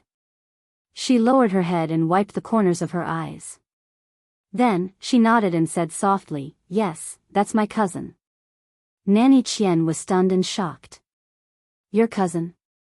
Then Granny probably doesn't know that we fled here because of the famine in Yongning Prefecture. My cousin's family was chased out by my grandparents long ago. I was sold to human traffickers by my grandparents before I came to Peng Manor. I always thought that my cousin and the others were long gone. After all, my grandparents only gave them a few potatoes back then. Eldest aunt is a fool and my cousin has 2 young siblings. Eldest uncle has also disappeared." Nanny Qian really did not know Gu Xian'er's background. After all, she had only casually called a servant girl to carry things. And her cousin, Nanny Qian, looked at the imposing green brick house in front of her and frowned slightly. Gu Xian'er sighed slightly and continued, "I was too shocked and excited to see cousin just now, so I couldn't help but say a few more words. I thought I would never see the Gu family again in my life. I didn't expect cousin to not only live well, but also have the money to build such a good house and even know young Master Peng. She's too capable." Nanny Qian's eyes narrowed slightly. She was young Madame's trusted subordinate. Today, Madame wanted her to find out who the Gu family was. Why would young Master ask them to send a gift over for no reason? When did he get to know such a country bumpkin? The problem was that this gift was personally prepared by the young Master. It was not cheap. She glanced at Gu Xian'er and asked with narrowed eyes, "Then did your cousin tell you how she met the young master of our residence?" The person who had fled here had only arrived not long ago. There was no reason for young master to know her. Xian'er shook her head. I asked, but my cousin refused to tell me. She only told me to work hard in the Peng manor. Nanny Qian stopped talking and lowered her head slightly to take a sip of brown sugar water. Where did this little girl from the Gu family get so much money? Nanny Qian had met Liu Wei, but she had also asked around just now. It seemed that young Master Liu had just arrived at Yongfu village not long ago. Moreover, he had asked a hunter surnamed Shao to bring him into the mountains for hunting. He only got to know the little girl because the little girl from the Gu family lived next door to the Shao family. In addition, the Gu family was the only family in the village who had a carriage. Young Master Liu borrowed her family's carriage. With such a close relationship, the Gu family actually invited him over. After staying in a rich family for a long time, Nanny Qian's thoughts became more complicated.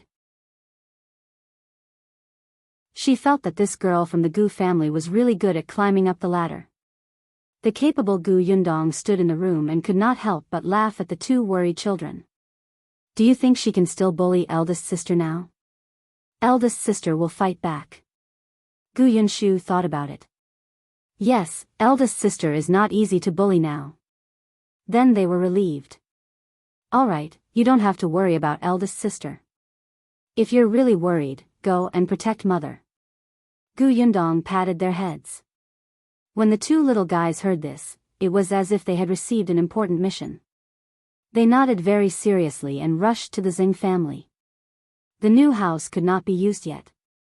They could only do the cooking at the Xing family's house for the time being. The two of them left, but Gu Yundong narrowed her eyes and looked in the direction of the front yard. Gu Xian'er wasn't someone who would give up easily. She had to be careful.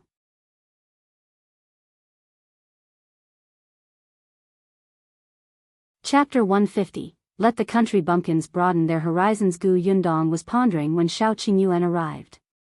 He saw that she had not come out for a long time and was a little worried, so he came to take a look.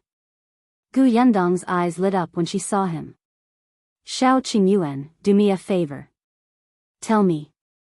That Gu Xian'er, the woman who just came with me, is my cousin. Help me keep an eye on her today and see what she has done. Shao Qingyuan agreed without another word. Okay. Then, he walked towards the front courtyard.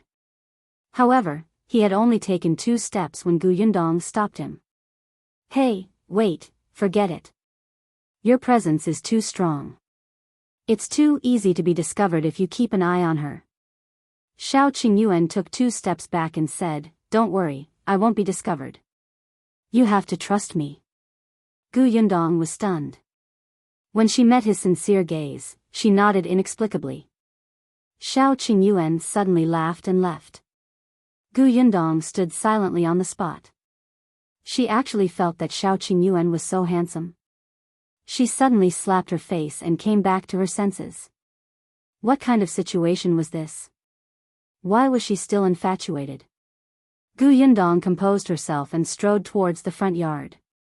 The villagers greeted her one after another. Gu Yundong smiled and replied, ignoring the curious eyes of the gossipy crowd. She still walked up to Granny Qian and went to talk to Gu Xian'er directly. She did not have the time to greet her. Nanny Qian's congratulatory gift had yet to be sent over. Logically speaking, she could have directly handed it to Madame Zhou, who was entertaining the guests at that time. However, she was from the Peng family and represented the master of the Peng family. She was also the richest and most powerful person present besides Liu Wei. She thought that she was superior. Compared to the villagers who only gave fruits, vegetables, eggs, and so on, the gifts they gave were much more valuable. Therefore, she naturally had to broaden the horizons of these people who had never seen the world. Nanny Qian reached back, and another maidservant placed the things on the table one by one. Nanny Qian smiled and said, This is a congratulatory gift from my young madam to the Gu family. I hope Miss Gu doesn't mind. The people present couldn't help but look over. There was a fruit box with all kinds of famous pastries in the city. A calligraphy painting, which, according to Granny Qian, was written by a famous calligrapher from the previous dynasty. There was a screen with embroidery of the 8 spirits of the Golden Age on it. Also, cloth. The Peng family was the largest cloth merchant in Fengkai County. This was the most practical gift. Gu Yundong did not expect the Peng family to be so generous. Peng Zhongfei. Was he really frightened? Not to mention anything else, just that calligraphy painting and that ornament were not easy to obtain. Liu Yi was also shocked. He thought of the gift he had given out previously and quietly pulled Luan over. Later, add another 20 taels of silver as a gift. Luan widened his eyes. Young master, you're too prodigal. Although he liked the Gu family was in the countryside after all. If he gave them too much, it would make them feel uneasy. If Gu Yundong knew what Luan was thinking, she would definitely kick him aside. What was there to be uneasy about? The more, the better. She could even smile in her dreams at night, okay? Did she look like someone who had never seen the world? Nanny Qian smiled and asked, Miss Gu, do you like them? She wanted to see Gu Yundong's flattered expression, but the latter nodded and calmly took the items. This is a token of your young madam's appreciation. Of course I like it.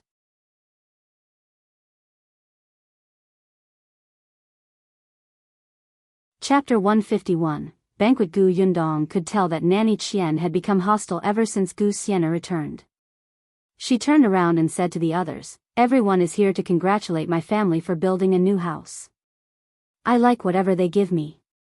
The villagers, who had been shocked by the gift from the Peng family, immediately laughed. Feng Danning thought, no wonder the village chief said that this girl's words made him feel comfortable. Nanny Qian's smile stiffened slightly. Gu Yundong greeted her with a smile. There are many people today. I'm so busy that my feet don't even touch the ground. Please forgive me if I'm lacking in hospitality. Nanny, please help yourself. Nanny Qian nodded with a smile. Seeing that Gu Yundong had gone to another table, she sat down again and asked Gu Xian'er, didn't you say that she's your cousin? But she doesn't sound like she came from the countryside at all. Gu Xian'er bit her lips slightly. My uncle studied when he was young, so my cousin learned a few words with him. So that was how it was. No wonder she spoke eloquently, as if she was afraid that others would not know that she could speak a few idioms. The more she lacked something, the more she wanted to show off. At this moment, everyone had already sat down.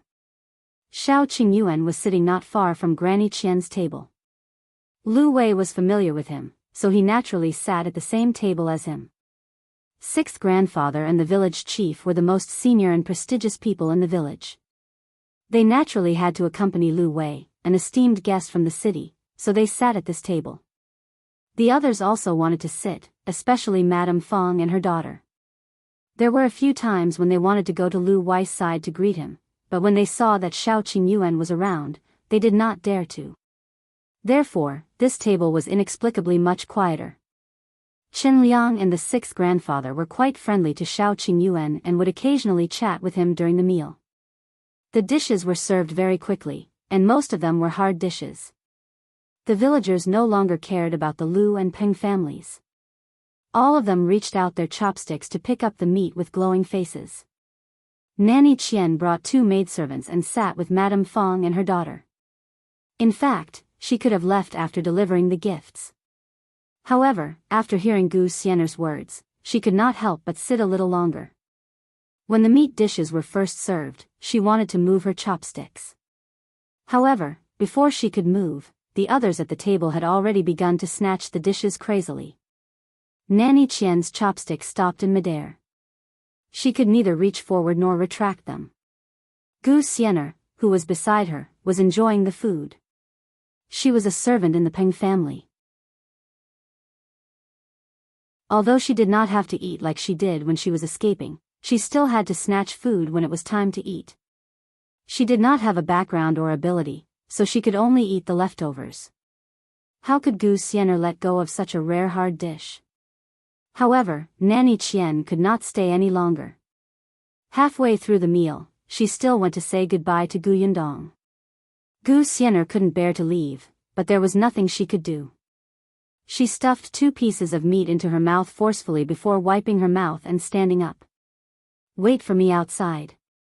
I'll go tell the master. She had originally wanted to bring Xian'er along, but after half a day, she could tell that Yundong and her cousin did not have a good relationship. Otherwise, why did she not even say a word to Xian'er? Xian'er and the other servant girl could only wait outside. However, the little girl was in a hurry to go to the toilet and left Xian'er alone at the door. Xian'er secretly sneered. Lazy people have a lot of feces and urine. As she spoke, she clasped her hands. It was really cold. She did not even have 2 pieces of clothing on her, but Yundong could live so well. Just thinking about it made her feel unbalanced. Are you Yundong's cousin? Suddenly, an unfamiliar voice came from behind.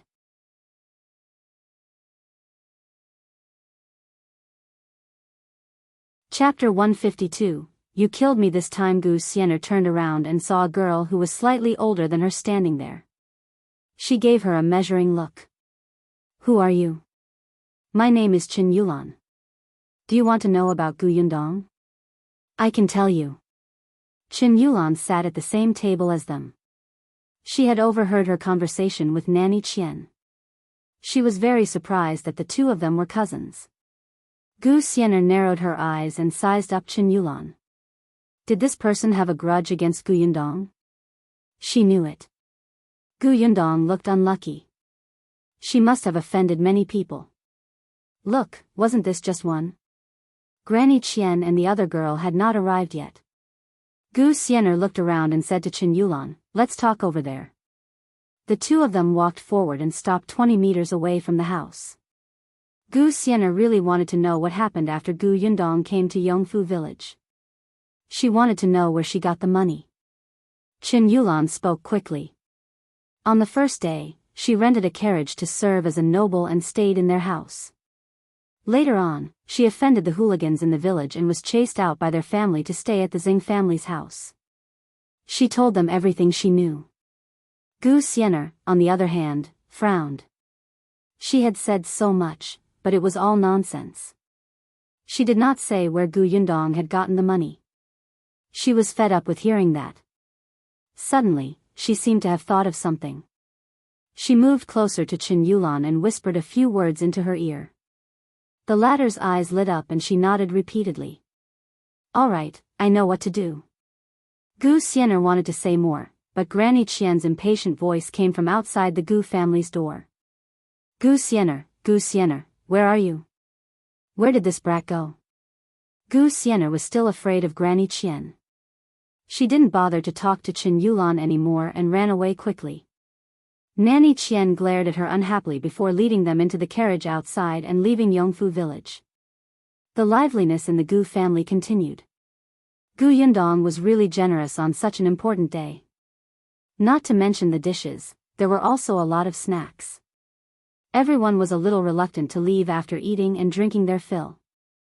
If not for the village chief telling everyone to disperse, these people would still be sitting in the courtyard eating melon seeds and chatting. Some of the women in the village stayed behind to help clear the table and cutlery. The Shi couple also stayed. The 2 of them had always been honest. After eating such good food today, they had to help work. Coincidentally, Yundong had something to discuss with them, so she did not stop them. When most of the guests had left, she was about to look for the Shi couple when she saw Yunshu run over and whisper in her ear mysteriously, "Elder sister, Brother Liu is looking for you." Liu Wei? Yundong's eyes lit up when he thought of Qin Wenjing. Could it be that there was news of his return? Liu Wei was waiting for her by the well in the backyard. When Yundong went over, he was holding his hair and walking back and forth anxiously. Yundong was surprised. What could make young Master Liu want to tear his head off? Liu Wei suddenly turned around. Hey, you're finally here. I have something very important to tell you." He had been waiting for an entire day, but he endured it and waited for her to finish the banquet before looking for her. "What is it? Tell me. You killed me this time." Liu Wei suddenly glared at her.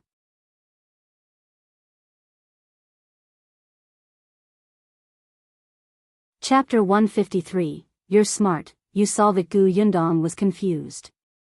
She had been studying white sugar in seclusion for the past few days and had not gone out for more than 10 days. She had only started to prepare the things needed for the banquet yesterday. How did she harm him? You have to make yourself clear. What did I do? Liu Yi took 2 more steps back and forth before he gritted his teeth and said, Do you know that there's a rumor circulating in the upper circle of the county now?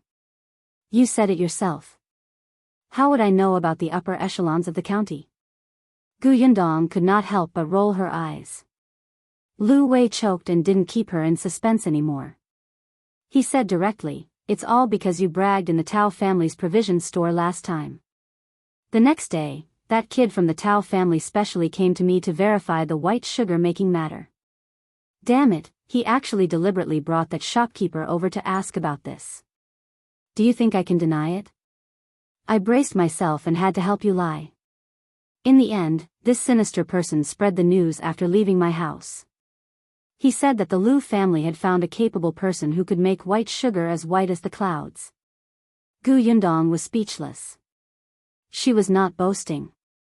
She was not. Liu Yi didn't seem to have a high IQ. This matter has caused an uproar. Even my father knows about it. The smelly old man from the Tao family came to my father and mocked me. He said that I was ignorant, incompetent, and inexperienced in making friends, and in becoming more and more unreliable. Let me tell you, they can laugh at me, but they can't laugh at my father. Yesterday, that Tao family came to my house again. He was very cunning. He deliberately angered me so much that I used the 2 shops in my family to gamble. Now, all the young masters in the county say that I will lose. Liu Yi, gambling is a very unacceptable behavior. Moreover, you actually gambled so much, Yundong said. The first time she saw him, she felt that he was a wastrel. She began to sympathize with his father. That's not the point. Liu Yi was about to go crazy. This matter started because of you. What do you think we should do? The corners of Yundong's mouth twitched as if she was looking at a retard. You're simply being shameless, aren't you? Even without me, your family and the Tao family already have a deep grudge. Sooner or later, they'll find another reason to trick you. Liu Yi couldn't win against her. Of course, he knew that those people were being shameless. However, he said, You're smart. You settle it. Sigh, he needed to be taught a lesson. Yundong clenched her fists, but when she thought of the 20 taels of silver she received from him, she endured it. All right, on account of this wastrel's generosity, she would help him resolve it. It was mutually beneficial. Yundong rolled her eyes and said to him, Wait here. With that, she turned around and left the backyard, returning to the main house. As soon as the door closed, she took out a jar from her space. Looking at the thin, white, and sweet sugar inside, Yundong smiled in satisfaction.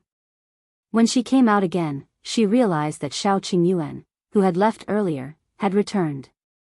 Seeing that there was no one around, Qingyuan walked to her side and said softly, Qingyuan went to look for Xian'er. The 2 of them talked for a long time outside. What did they say? Qingyuan? Why was this person so restless? She couldn't be bothered with her anymore. The mother and daughter were still jumping out.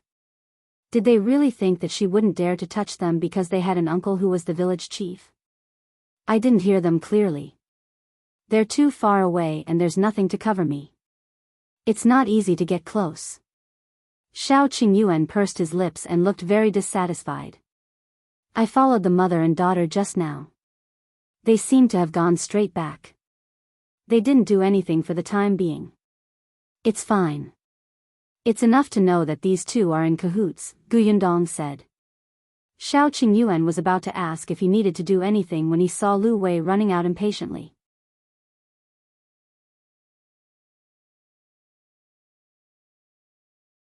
Chapter 154, It's really white sugar.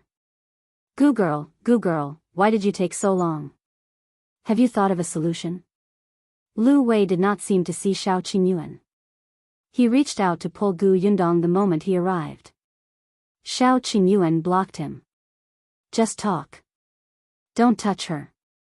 Only then did Liu Wei react. He quickly retracted his hand, but the expression on his face was still extremely anxious. Gu girl, how is it? Gu Yundong ignored him and walked to the backyard. People were coming over at any time. When they reached the backyard, Gu Yundong handed the jar in his hand to Liu Wei. The latter was stunned. What is it? Why don't you take a look? Liu Wei could only suppress the anxiety in his heart and open the lid of the jar. Then, under the sunlight, it looked especially dazzling. Liu Wei blinked. What is this? He had a very surreal guess, and he even became a little excited because of this unlikely guess. You can try it. Gu Yundong smiled. Liu Wei hurriedly reached into the jar to grab it, but the jar was too small and his hand was too big. He couldn't reach down even after holding it for a long time. Gu Yundong rolled his eyes. You can dip a finger in. Before she could finish speaking, she saw him holding the jar in one hand and pouring out a large handful with the other. Then, he stuck out his tongue and licked it. The next moment, his pupils constricted and he looked at Gu Yundong in shock. Sweet? Aha. This is white sugar, Gu Yundong said with a smile. Liu Wei's breathing suddenly stopped. He looked at the little girl in front of him in disbelief. Her chin was not even up to his chin. His lips could not help but tremble. Sugar that's like white clouds? Gu Yundong looked up at the sky and then at the sugar. He thought for a moment and said, What do you think? Liu Wei was dumbfounded. She made it, she really made it. She was not boasting. This sugar was sweet and tasted different from brown sugar, but it was even sweeter. Liu Wei was extremely shocked. How could she be so capable? Ha, ha ha ha. Liu Wei was stunned for a long time before he suddenly laughed. At first, he laughed intermittently, but later on, he actually laughed out loud. He laughed until his entire face turned red, and his entire body even trembled. Luan, who was originally guarding the entrance of the backyard, was shocked. He thought that something had happened and hurriedly ran over. Seeing that the young master was about to go crazy, Liu An's heart skipped a beat and he was about to cry. He quickly went forward and patted him. Young master, what's wrong with you? Don't scare me. What happened to you? Let's talk nicely. Liu Wei was almost suffocated by his slap.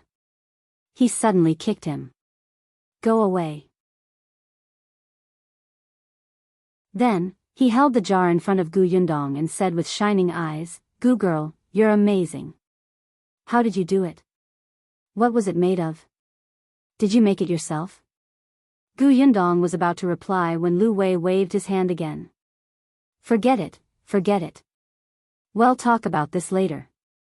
The most important thing now is to bring this jar of white sugar to Tao.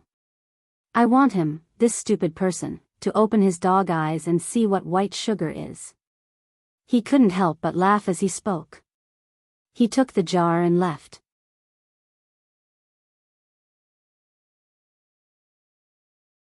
Chapter 155, You're mine. However, he had only taken 2 steps when he was stopped by Shao Qingyuan.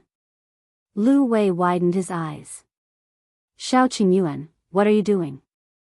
As he spoke, he hid the jar behind his back, as if he was afraid that Shao Qingyuan would snatch it away. He could defend against Shao Qingyuan, but not against Gu Yundong. Gu Yundong heaved a sigh of relief when she immediately took the jar behind him.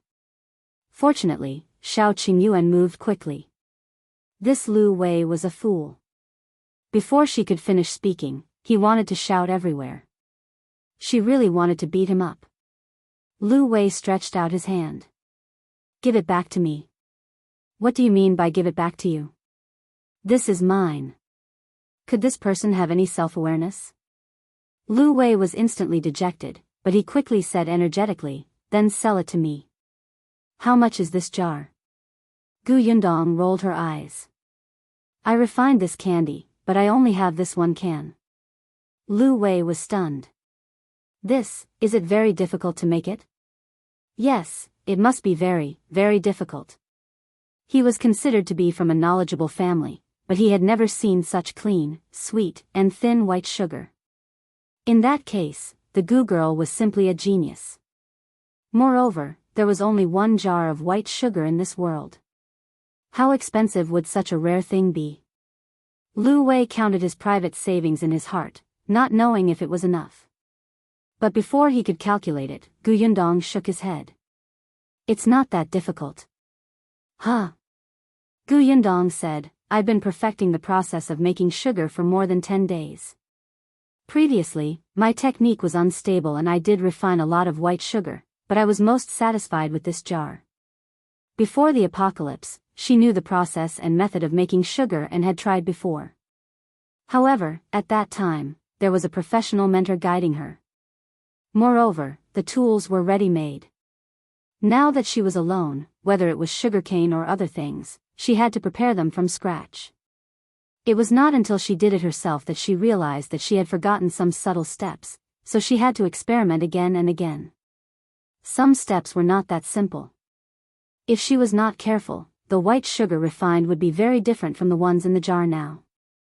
Fortunately, after more than 10 days, she was used to it and there were no major problems. Liu Yi understood and his eyes began to light up. Since you said that there's no problem, can you give me this jar of candy? Not yet. Why not? One jar is too few. Back then, I said 20 catties at the grocery store. Don't you want to show that Tao guy 20 catties? Secondly, do you think many people will want to get the formula and cause trouble for me if you go out with such white sugar now? Liu Yi was stunned. Beside him, Shao Qingyuan also frowned. This last point was indeed a troublesome matter. At that time, the Tao family would probably be the first to have ideas. Liu Yi couldn't help but pull his hair again. Then what should we do? I'm looking for a backer. There was no patent now, but even if there was, it was useless to meet someone with power and influence. Yundong had learned her lesson from Peng Zhongfei. If he dared to take her blueprint for himself so blatantly, others would also do whatever they could when they saw the huge benefits in the white sugar. Liu Yi nodded in agreement. Then, his eyes lit up. With our Liu family as your backer, everyone in the county thinks that you're mine. Shao Qingyuan suddenly looked at him. What did he mean by, you're mine?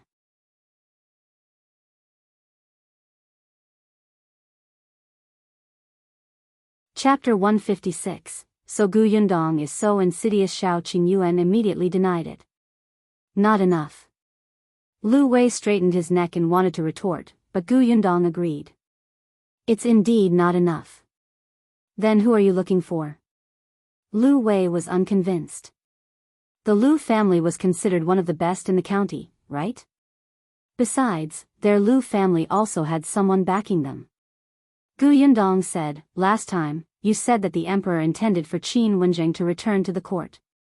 Is the news accurate? Of course. He paused and narrowed his eyes. You want Qin to be your backer? Well, Qin was indeed a very suitable candidate. However, he said, will he agree? Actually, our Liu family is not bad. You can even work with our family. Our family has channels and connections. Your sugar will definitely sell well. This brat finally thought of helping his family with business. This white sugar was a new thing and was very expensive. It was unique. The Liu family was already planning to leave the county city and walk to the prefectural city. This white sugar had come at the right time. Last time, you said that Qin went out. It's been so many days. Has he returned to the county? There was another reason why Yundong did not want to work with the Liu family. The Liu family was in business. It was business. They could cooperate in the future. It would be easier to settle the score if everything was clear. However, if they were her backer, she had no advantage at all. She could only do whatever the Liu family said. However, Qin was an official. She would give him a certain amount of profit. He would be her protective umbrella. They would each take what they needed. Of course, the prerequisite was that she had to meet Qin Wenjing first and see if he was really as the rumors said.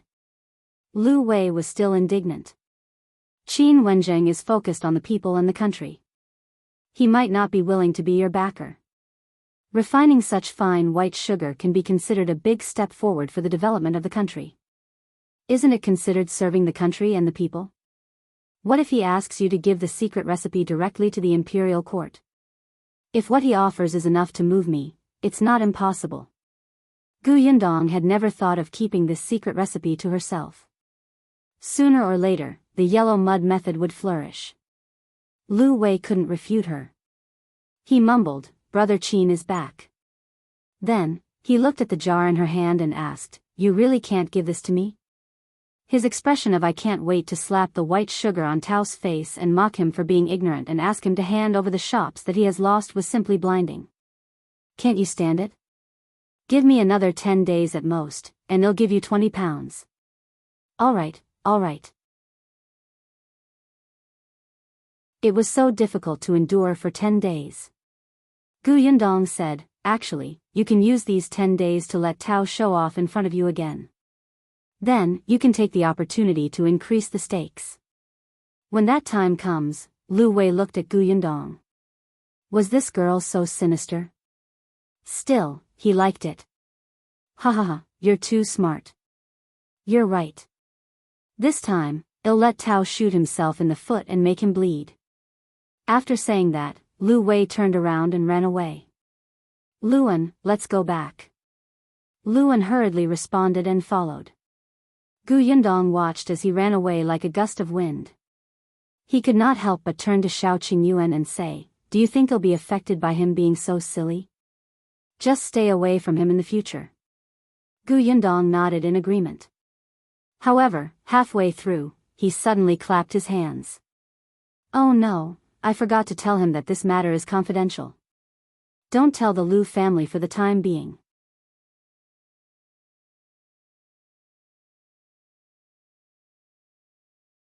Chapter 157, Yundong's image is ruined. Yundong hurriedly turned around and left, but by the time she reached the door, Liu Wei's carriage had already run far away. Shao Qingyuan frowned. "I'll chase after him." With that, he ran to the back of the carriage. Yundong sighed. Just as she was about to turn around, she suddenly saw a figure poking his head out of her door. When he saw her looking over, he quickly turned around and left. Yundong squatted down to pick up a small stone and threw it at him. The man's head was hit squarely and he immediately stopped. Yundong walked towards him. "You ran away when you saw me. Why? Did you do something guilty again? You're sneaking around outside my house. Could it be that you're targeting my house again?" "Of course not." Zhuangzi suddenly turned around and hurriedly denied it. Seeing Yundong's serious expression, his thumb, which had already recovered, began to hurt again.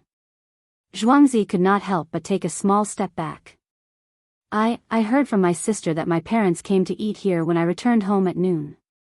I was curious and came over to take a look." Zhuangzi really did not know that his parents were in contact with Yundong. He usually could not stand his parents' cowardly personality, so their relationship was very stiff. They would not say these things. Moreover, he had not been at home for a period of time. Ever since he completely fell out with Hu Liang, without him taking the lead, he did not take the initiative to cause trouble for others.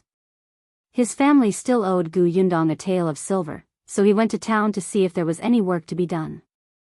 Unexpectedly, when he came back today, only his younger sister was at home. His parents did not come back for lunch. His younger sister said that the Gu family was going to set up the beam today. Their parents had gone to the Gu family to eat. Zhuangzi was really shocked. When did his parents become so bold as to go to the Gu residence to freeload? He was uneasy at home. After hesitating for a while, he still came over to take a look. However, he did not expect to be caught red-handed by Yundong. Now, not only did he not save his parents, but he also implicated himself. Yundong did not know that he thought this place was a wolf's den or a tiger's den, but she did not like the way he looked at her as if she was the devil. At this moment, Yi came out of the Xing family's house after washing the dishes.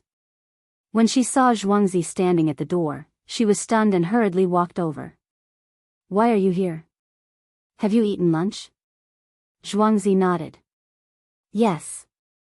Then, he looked up and down at Yi. "Mother, are you injured?" "Huh?" What was he asking? "I was just washing the dishes. How could I be injured?" "Where's father?" "Your father went to help move the tables. He should be back soon." The tables and chairs of the Gu family were borrowed from other families in the village. After cleaning up the utilities, they naturally had to return them. Yundong was speechless. She finally understood that Zhuangzi treated her as if she was a demon. F***ck, had her image been ruined to this extent? Yundong could not help but rub her temples. She secretly took a deep breath and suppressed the violent emotions in her heart. Then, she turned around and said kindly to Yi, "Auntie He, go in and drink some brown sugar water to warm up. I have something to tell Zhuangzi." Yes, impression of Yundong had changed a lot.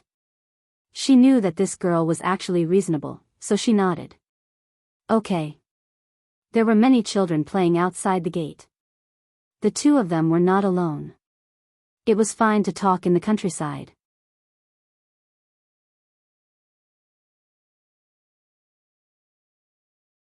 Chapter 158, Finding Work for Zhuangzi. Zhuangzi looked at her uneasily. He looked around, as if he was looking for an opportunity to escape at any time. What are you going to tell me? I'll return that silver to you soon. Give me a few more days. No, give me another, 2 months. Yundong's mouth twitched. Don't worry, I'm not asking you for the debt. I just want to ask you for a favor. A favor? Zhuangzi blinked in shock. She still needed his help. For some reason, he felt a little proud. That's right. If you agree, you don't have to return the money. All right. What favor are you talking about? I agree. She hadn't even said anything about the favor, but he dared to agree so quickly. Wasn't he afraid that she would make him commit murder and arson? Yundong glanced at him and lowered her voice slightly. Help me keep an eye on Qingyuan and her mother. See what they have done and who they are meeting. The moment she saw Zhuangzi, she felt that he was the most suitable candidate. He was a hooligan to begin with. He usually had nothing to do and did not work in the fields. Even if he wandered around the village all day, no one would find it strange. Moreover, Zhuangzi was quite smart. At the very least, he understood the situation better than Liang. Zhuangzi was a little confused. Keep an eye on Qingyuan and her mother? Why?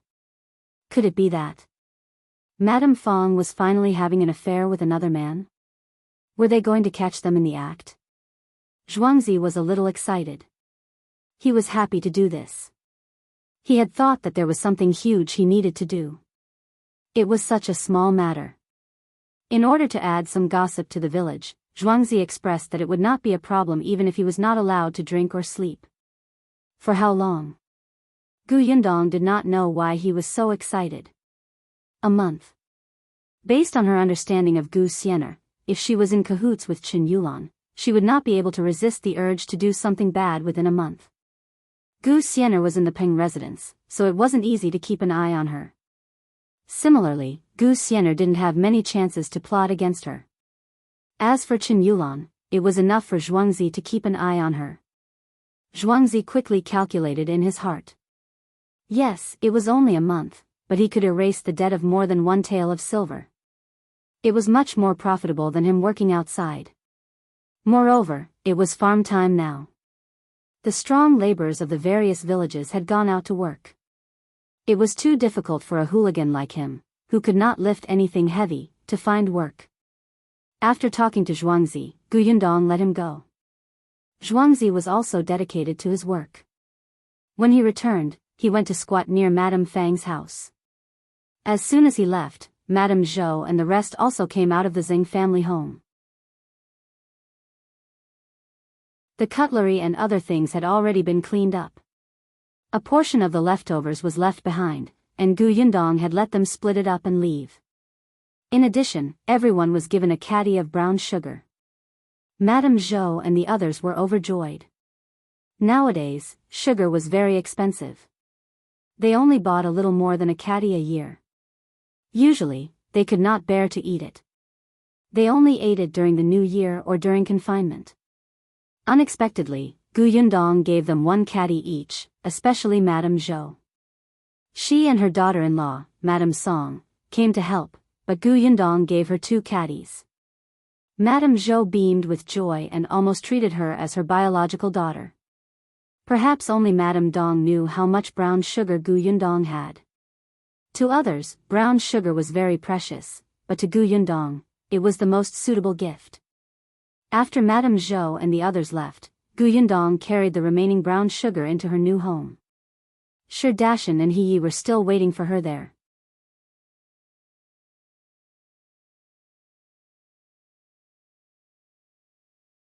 Chapter 159, Buying a Small Mountain. Dajiang and his wife did not know why Gu Yundong wanted them to stay.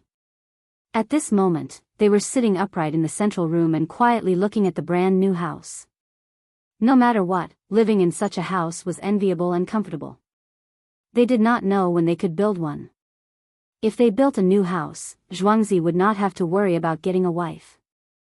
However, they were still in debt. The two of them looked at each other and sighed. Gu Yundong came in at this time. Seeing this, she could not help but laugh. What's wrong? Uncle and Aunt sure must have waited for a long time. I'm sorry. The two of them quickly stood up. Not long, not long. Yundong asked us to stay and talk about something. What exactly is it? If you need help, just tell us. I really have something to ask Uncle and Aunt Sure for help with. Gu Yundong asked the two of them to sit and fetched water for them. Then, she sat opposite them and said, I went to see Uncle Sure's fruit forest. The fruits planted are really good. I want to buy land to specially plant fruits. The workload is a little large, so I want you to help me take a look at the most suitable land in this village or the neighboring village.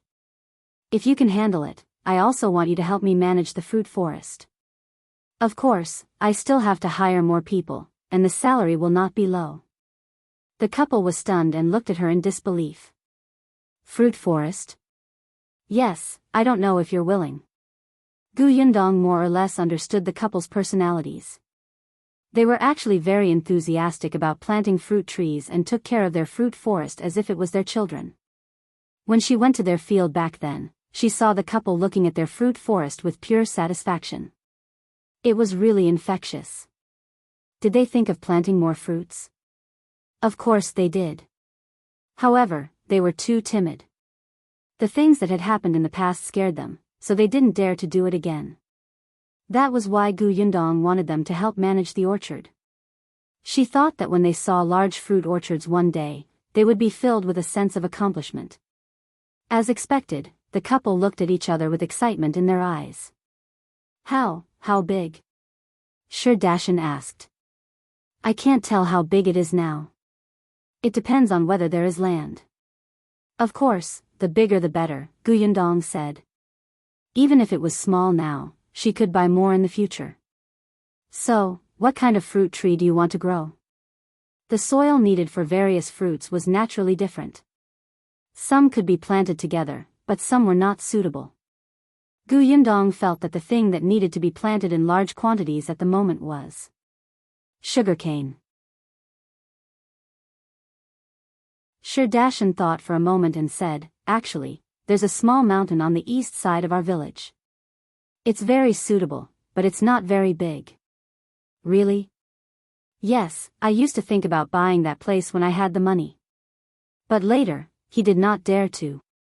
It's about 30 acres. Do you want to take a look? Yes.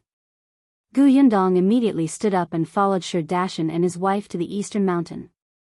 Although it was called a mountain, it was actually a slope. Of course, it was different from the deep mountains.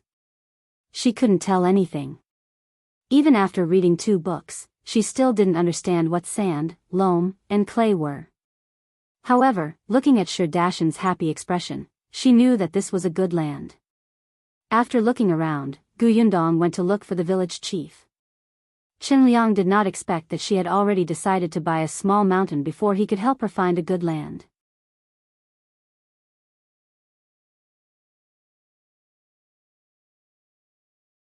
Chapter 160. Something strange bit me. That mountain was not very expensive. When everyone had money, they would buy fertile land first. Few people were willing to take such a mountain that was suitable for planting fruit trees. After all, fruits were not easy to grow and sell. One was expensive. Rich people had their own manors and orchards and rarely bought fruits outside. Those who didn't have money couldn't afford them. If they wanted to eat fruits, they would go to the mountains to pick some wild sweet fruits. Secondly, it was not easy to preserve them. There were too many plants. Once they matured in one go, they had to be sold quickly, or they would rot. However, everyone was from the countryside and had no channels or connections. At most, they would be dragged to the county city. Hence, Yundong bought the 30 acres of land for 120 taels of silver. As soon as she paid, she instantly felt that her money was a little tight again. Since she had already bought the land, Xian'er said to her, "If you want to plant sugarcane, we can start preparing sucrose ditches on the ground now and choose the seedlings." Yundong knew that sugarcane was usually planted from February to April. It could be harvested from November to April. It was November in the lunar calendar, so the preliminary preparations could begin. In this aspect, Xian'er and his wife were still the best. Yundong left it to them. Yundong wrote an agreement in front of the village chief and asked him to be a witness. She gave them 20 taels of silver in advance so that they could choose the seedlings. As for whether the two of them could handle it and whether they needed to hire people, that was up to them. Yundong was not afraid that they would not be able to control the workers. Wasn't Zhuangzi around? That kid actually cared a lot about his parents and family. Both parties pressed their hand prints. Xian'er's hand that was holding the 20 taels of silver trembled slightly. He did not expect Yundong to trust him so much. Wasn't he afraid that he would take her money? After settling this matter, Yundong was relieved. The house had been built, the mountain had been bought, and the sugarcane had been taken care of.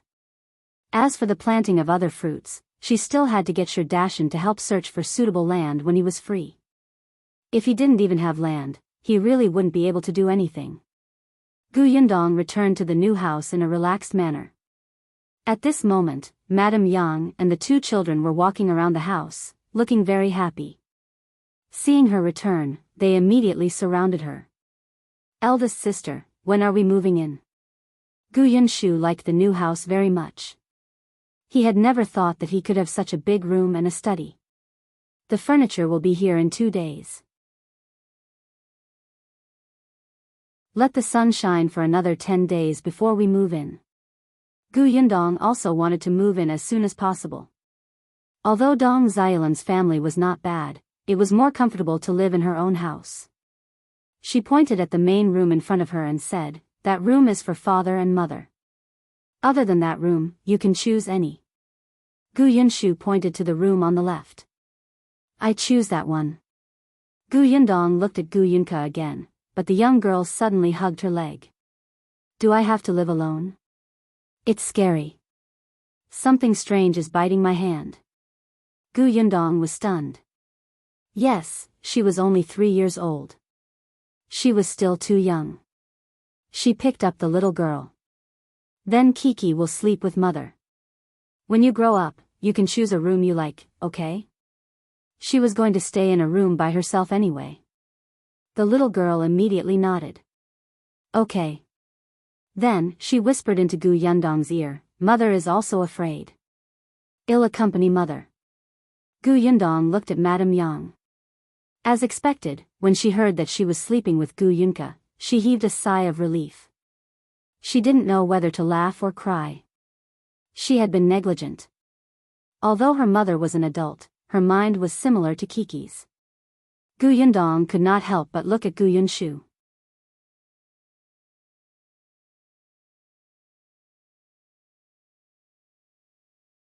Chapter 161.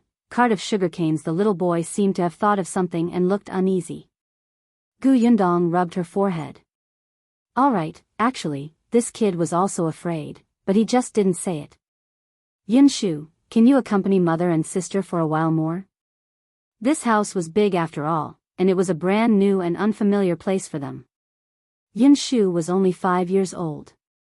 After the excitement of seeing a new house had passed, she still felt very uneasy. After all, in the old Gu family, their family of 5 only had 1 room. Gu Yunshu immediately puffed out his chest. I am not afraid. There was no such thing as ghosts. Yes, his father had once said that strange powers did not disturb the mind. What third uncle had said about hanging headless ghosts in the past was all lies. Of course Yunshu isn't afraid, but the weather is cold now. You'll catch a cold easily if you sleep alone. When spring comes, you can stay in any room you want. Okay. Gu Yunshu nodded vigorously. Then, he lowered his head and quietly exhaled. Gu Yundong immediately smiled.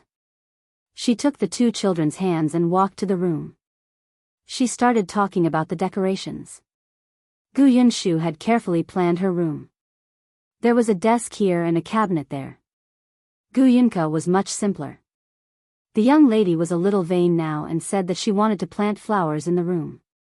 Previously, Xingyu had brought her to the foot of the mountain to pick some wild flowers. She had brought back a lot and placed them in a corner, saying that they smelled good. Madame Yang didn't say anything. In any case, she would nod no matter what the 2 children said. By the time the family of 4 finished exploring all the rooms, it was almost time for dinner. Shao Qingyuan had just returned, but there was a carriage behind him. He pulled the carriage into the backyard of Gu Yundong's new house. She lifted the curtain and saw that it was filled with sugarcane. Gu Yundong looked at him in surprise. There was still sweat on Shao Qingyuan's forehead on such a cold day, but the corners of his mouth were slightly cracked. He smiled and said, I've caught up with Liu Yi. Don't worry, he promised not to tell his family. He knows that you need sugarcane to make sugar, so he asked me to pull the sugarcane planted in his village.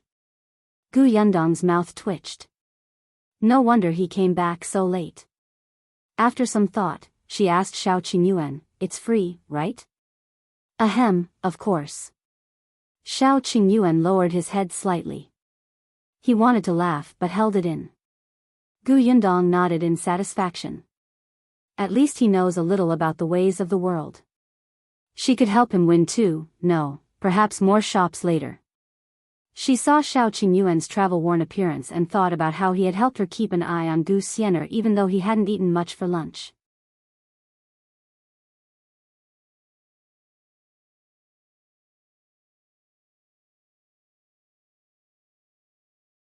Chapter 162. Shao Qingyuan gave silver. Gu Yundong secretly heaved a sigh of relief. She quickly escaped from Liu Yi's torment and ran out of the door. Xian'er was sweating profusely, but his face was filled with excitement. When Gu Yundong let him in, he immediately waved his hand and said, Yundong, didn't you say that you wanted to find more fruit forests? There are 50 acres of fruit forest in Omping village next door. A landlord in town urgently needed money and took them out to sell. Gu Yundong's eyes lit up. Omping village was not far away and there were 50 acres. That was a rare opportunity. Xian'er continued, that land was originally planted with fruit trees. It's a good land. It's just that the landowner doesn't know how to plant them, so the fruits they produce are astringent. 2 years ago, they cut down fruit trees and planted some other things. The harvest wasn't very good, so they didn't manage it very well. Now that they're selling it, the price should be able to be lowered. It's just that the landowner asks the buyer to buy all 50 acres. This, at the end, Xian'er was a little worried. It would cost a lot of money to buy this land. He did not know if she had enough. Gu Yundong also calculated the money in her heart. She could not help but frown. She was tight on money. However, her eyes quickly lit up. She said to Dajiang, "I'll borrow the silver from someone else first. Uncle Dajiang, help me go to Onping village and ask around. See if there's anyone else who wants to buy it and how much you can lower the price."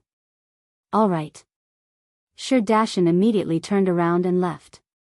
He happened to know someone in Onping village. It was Gaoxing's father, Zhao Zhu. Due to Gaoxing's close relationship with Zhuangzi, he had interacted with Zhao Zhu a lot. After a while, he became much more familiar with him. Yundong also hurried back to her room to look for Liu Yi. Coincidentally, with such a rich young master around, it was not difficult to borrow money.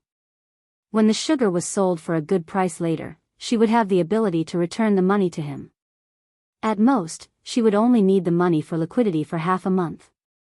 Unexpectedly, when she reached the front yard, she did not see Liu Yi, who was still talking confidently just now. There was only Shao Qingyuan there. "Where's young Master Liu?" Shao Qingyuan was holding a hoe and helping her rummage through the garden in the front yard. When he heard this, he stopped and said, "He left." "Left?" F***ck, who said that he would talk about tricking Tao for a day and a night? She had only turned around to talk to Uncle Dajiang, and he had already left? Shao Qingyuan leaned the hoe against the wall. I think he suddenly remembered something urgent. "Why are you looking for him? He shouldn't have gone far yet. I'll call him back." With that, he was about to leave. Yundong recalled that he had also run to chase after Liu Yi, who was sitting in the carriage. In the end, he did not even eat lunch or dinner and looked exhausted. She hurriedly called out to him, "Wait, I'm fine," although she said that, her brows were still slightly furrowed. Suddenly, she looked up at Shao Qingyuan. Yes, if Liu Yi wasn't around, wasn't there still Shao Qingyuan? Yundong immediately walked to his side with a smile and coughed lightly. There was an obvious purpose on her face. Shao Qingyuan raised his eyebrows. "What's wrong? Can you lend me some silver?" Not long ago, Shao Qingyuan had brought Liu Yi to the mountains to hunt 2 roe deers and a tiger.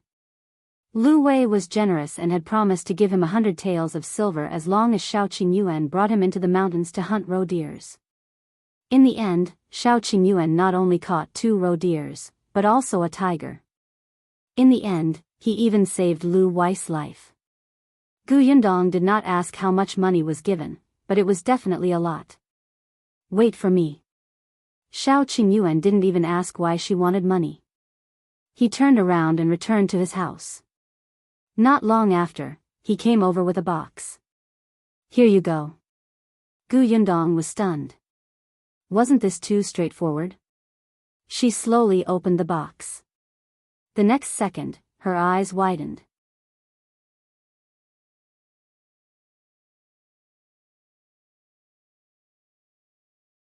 Chapter 163, Yundong's decision. Yundong raised her head in a daze and looked at the calm person opposite her. She reached out and took out the banknotes from the box. She counted them again and again.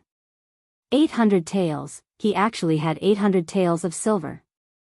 This person was actually an invisible tycoon. In the entire Yongfu village, there was probably no one richer than him.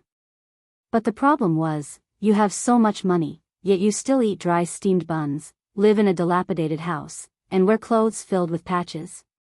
Even if he didn't know how to cook, hiring someone shouldn't be a problem, right? There was no need to live like a refugee. Shao Qingyuan glanced at the banknotes in her hand. His eyes were as calm as if it was just a few ordinary pieces of paper. There was no emotion in them. After a while, he said, "It doesn't matter. I'm all alone." Yundong suddenly paused. She actually felt that his words made her heart ache for some reason. Yes, he had always been alone. He had no family or friends. Even in the Zhang family, he kept a distance from them. He was neither close nor on good terms with them. The people in the village regarded him as a ferocious beast. When children saw him, they would avoid him as much as possible. He was a loner. Whether he had money or not, it was meaningless to him. He just needed to eat his fill and wear warm clothes. He did not need a higher quality of life. Everyone called him a wolf cub, but Yundong had never seen him do anything to hurt others. Even if he did, it was someone else who provoked him first, or a hooligan like Liang. She didn't know why Qingyuan's attitude was so cold even after his grandfather died, but she believed that there must be some unknown reason. Yundong tightened her grip slightly. For a moment, her mood became a little complicated. After a long time, she slowly exhaled and said, 300 taels should be enough for me. She took out 6 banknotes worth 50 taels and handed the box over. Qingyuan shook his head and didn't take it. I'll give it all to you. You can use it. If it's not enough, I'll think of another way. Qingyuan, money is useless by my side. You should still buy land and fruit trees. There are many places where you need to spend a lot of money. You can buy land, too. Qingyuan paused and said in a low voice, the village won't sell the land to me. Why not? Yundong was surprised. As far as she knew, although Liang was not very close to Qingyuan, he would not have any bad opinions of him. He was just like an ordinary villager. It was not to the extent that the village chief would not sell the land to him, right? Qingyuan didn't think there was anything inappropriate to say. Everyone in the village knew about this. When I left the Li family back then, in order to repay them for raising me, I promised in front of the village chief and everyone that I wouldn't buy an acre of land. Yundong was so angry that she wanted to laugh. You're not allowed to buy land just because they raised you. That's ridiculous. What were you thinking back then? Back then, as long as I could sever ties with the Li family, any conditions wouldn't be difficult. Perhaps because of the past, Qingyuan's gaze gradually became a little cold. Seeing this, Yundong quickly changed the topic. Forget it. It's all in the past. Then your 800 taels, you use it. Qingyuan's tone was firm. Yundong pursed her lips and looked up at him, then at the banknotes in his hand, and then at him. After a while, she suddenly seemed to have made a major decision and looked at Qingyuan solemnly.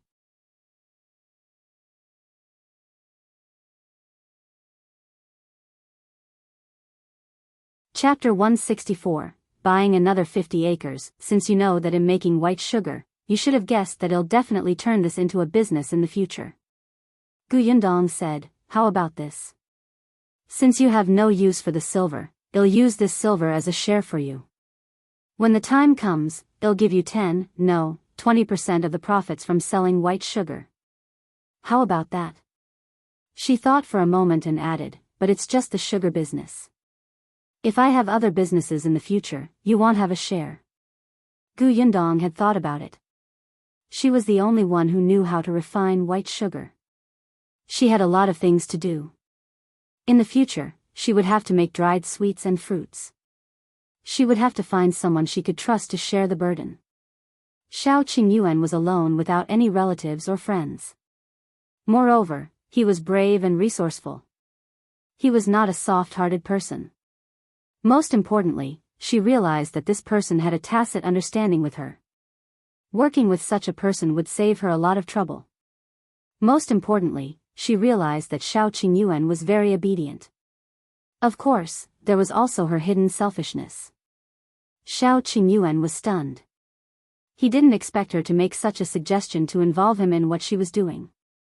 He clenched his fists by his side, as if he was trying his best to control the emotions in his eyes.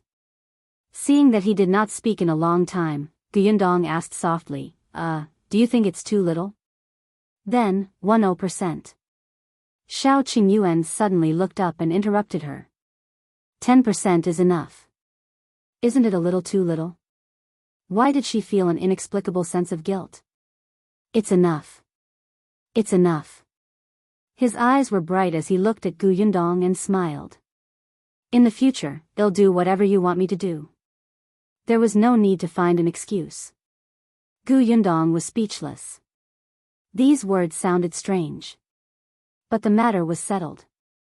Gu Yundong received 800 taels of silver and signed an agreement with Shao Qingyuan. Gu Yundong immediately went to the neighboring village and bought the 50 acres of fruit forest. The crops in the field were indeed not good. She did not know how the landlord planted them. As the landlord was in a hurry, and very few people could buy 50 acres of land in one go, Yundong's glib tongue kept lowering the price. In the end, they agreed on 8 taels per acre, which cost her 400 taels. Gu Yundong felt that this money was really easy to go. It went out in a flash. She asked Dajiang to help find fruit trees suitable for planting. She did not plan to plant sugarcane in these 50 acres. Once everything was settled, Gu Yundong focused on making sugar again. Liu Yi came again every 2 days to check on the progress, but he was chased away by Gu Yundong. If you come here every day, what if the Tao family finds out that something is wrong? If you expose white sugar in advance, you will lose your bet. Liu Yi suddenly reacted. Yes. You're right. I'll go back now. When I go back, I'll pretend that I'm at my wit's end and fly into a rage. I'll let them be smug for a few days. With that, he hurried home. The corners of Gu Yundong's mouth twitched. Now that she was working with Shao Qingyuan, she naturally handed him the method to make sugar. Since Shao Qingyuan dared to hand over all his assets to her, Gu Yundong naturally would not let him down. There was no need to hide the method of making sugar. It had to be said that Shao Qingyuan got the hang of it much faster than her. With his help, their speed became much faster. After another day, Gu Yundong carried more than 20 catties of white sugar to the county city.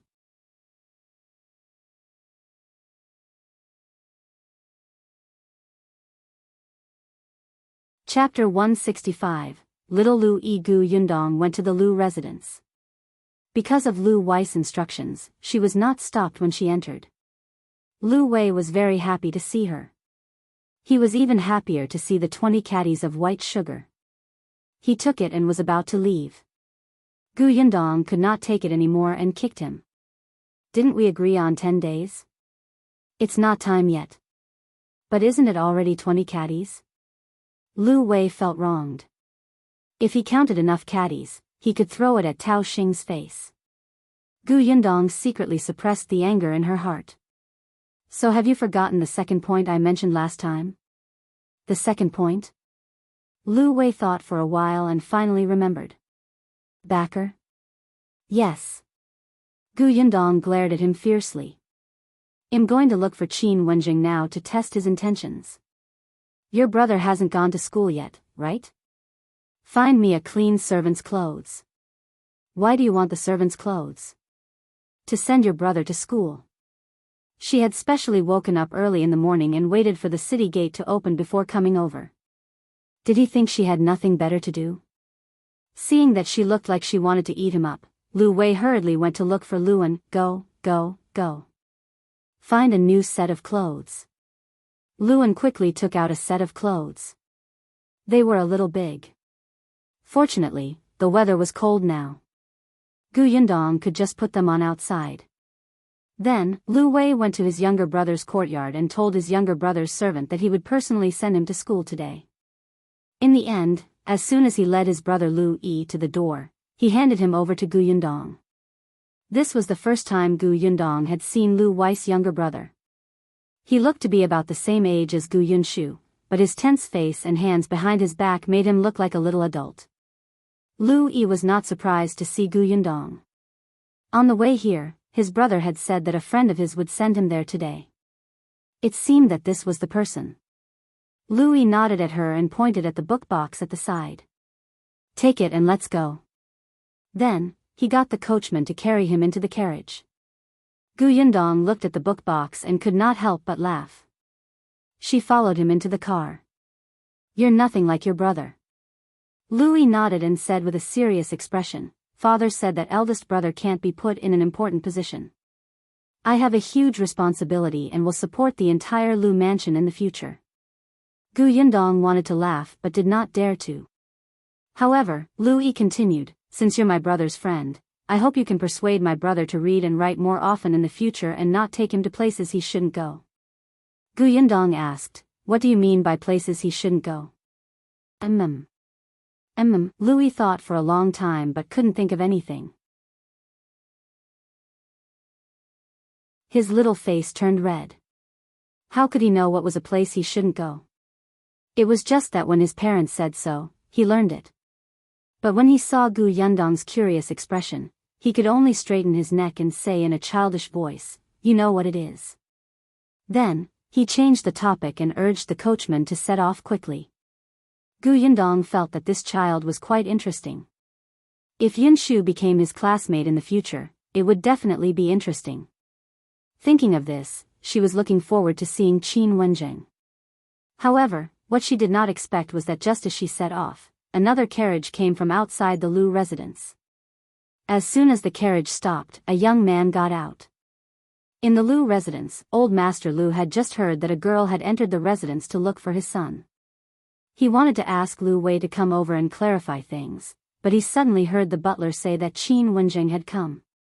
He immediately ignored his son and went forward. Unexpectedly, when Qin Wenjing saw him, he frowned slightly and said, how did this matter blow up so much? Now that the entire county knows that your Liu family can produce white sugar, why didn't you suppress this matter?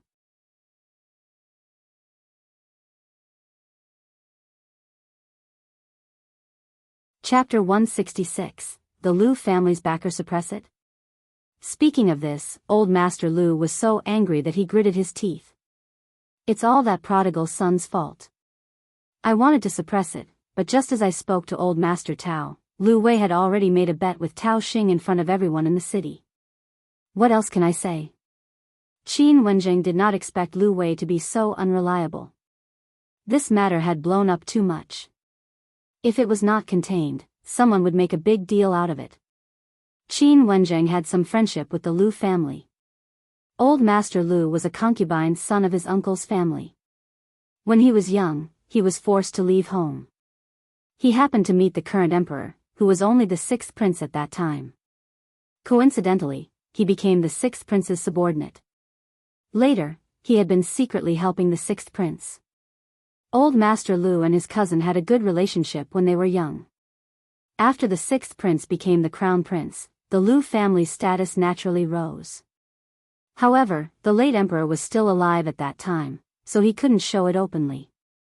The Liu family was also instructed to keep a low profile and stay in Fengkai County as an ordinary merchant. Back then, Qin Wenjing had almost been killed in the imperial court. It was this uncle of the Liu family who had saved him and connected him to the crown prince at that time. He listened to the crown prince and temporarily retired from the capital. Later, he traveled all over the rivers and mountains and finally settled down in Fengkai County. It was also the suggestion of the Liu family's uncle, and he received old Master Liu's help. Now that the late emperor had passed away and the new emperor had ascended the throne, Uncle Liu could slowly surface from behind and appear in front of others. Now that he was in the midst of preparations, it was time to keep a low profile. However, there was the matter of making sugar. It would have been fine if it was just a commotion in the county. The problem now was that even the prefectural city knew about this. Early this morning, Prefecture Magistrate Dai had sent someone here to tell him that someone might make a big deal out of this. Qin Wenjing naturally did not want anything to happen to the Liu family, so he looked for old Master Liu. Old Master Liu was so worried that his hair was going bald. I've gotten someone to investigate. It seems that a country girl has spread the news that she has the ability. I don't know what's wrong with Liu Wei. He even believed such words. Previously, he was provoked by Tao Xing to bet on 2 shops. It's fine. Our family can afford the loss. Just treat it as a lesson. Who knew that 2 days ago, he went to that Yongfu village and came back crazy. He went to teach his son a lesson, but this brat didn't let him interfere. He didn't even tell him what was going on and even found him annoying. He was simply an unfilial son. Indeed, it was a wise move for him to nurture his youngest son, Liu Yi. Actually, he had originally planned to get someone to go to Yongfu village today to find that woman. Previously, when he heard that a woman came to look for Liu Wei, Old Master Liu guessed that it was most likely her. Qin Wenjing also found it strange. He had seen Liu Wei before. Although he didn't like to study and wasn't smart, he wouldn't be so unreliable in the face of important matters. Where is he? I'll go see him. Qin Wenjing was thoughtful and felt that Liu Wei was a little strange. To blindly believe a woman's words, could it be that he had fallen into a relationship that he could not extricate himself from? Old Master Liu nodded repeatedly. All right, follow me. He was also about to look for him. The two of them hurried towards Liu Wei's courtyard. Unexpectedly, as soon as they stepped into the courtyard, they heard Liu Wei laughing loudly. That voice frightened Old Master Liu. Just as he was infuriated, he heard Liu Wei start singing. His singing was awful. Not only was he tone deaf, but he was also wailing like a ghost. Old Master Liu felt extremely ashamed.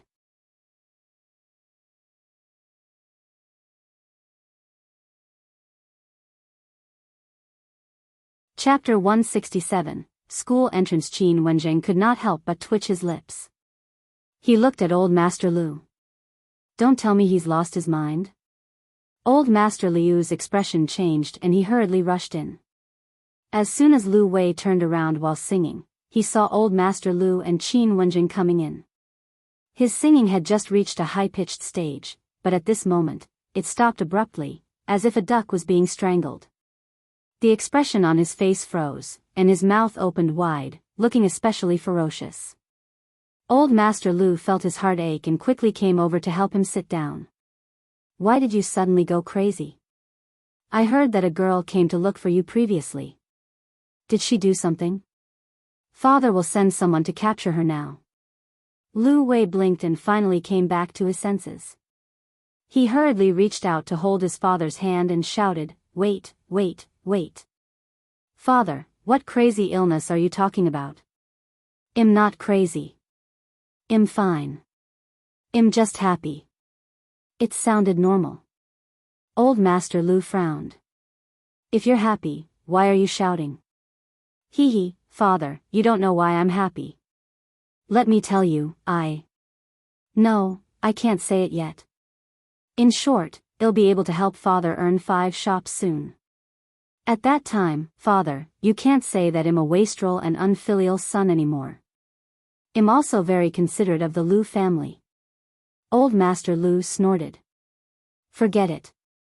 I'll be grateful if you don't lose 5 shops. Sit properly. Your brother Qin is looking for you. Father, you really look down on me. Liu Wei pursed his lips. Then, he suddenly looked at Qin Wenjing and stood up.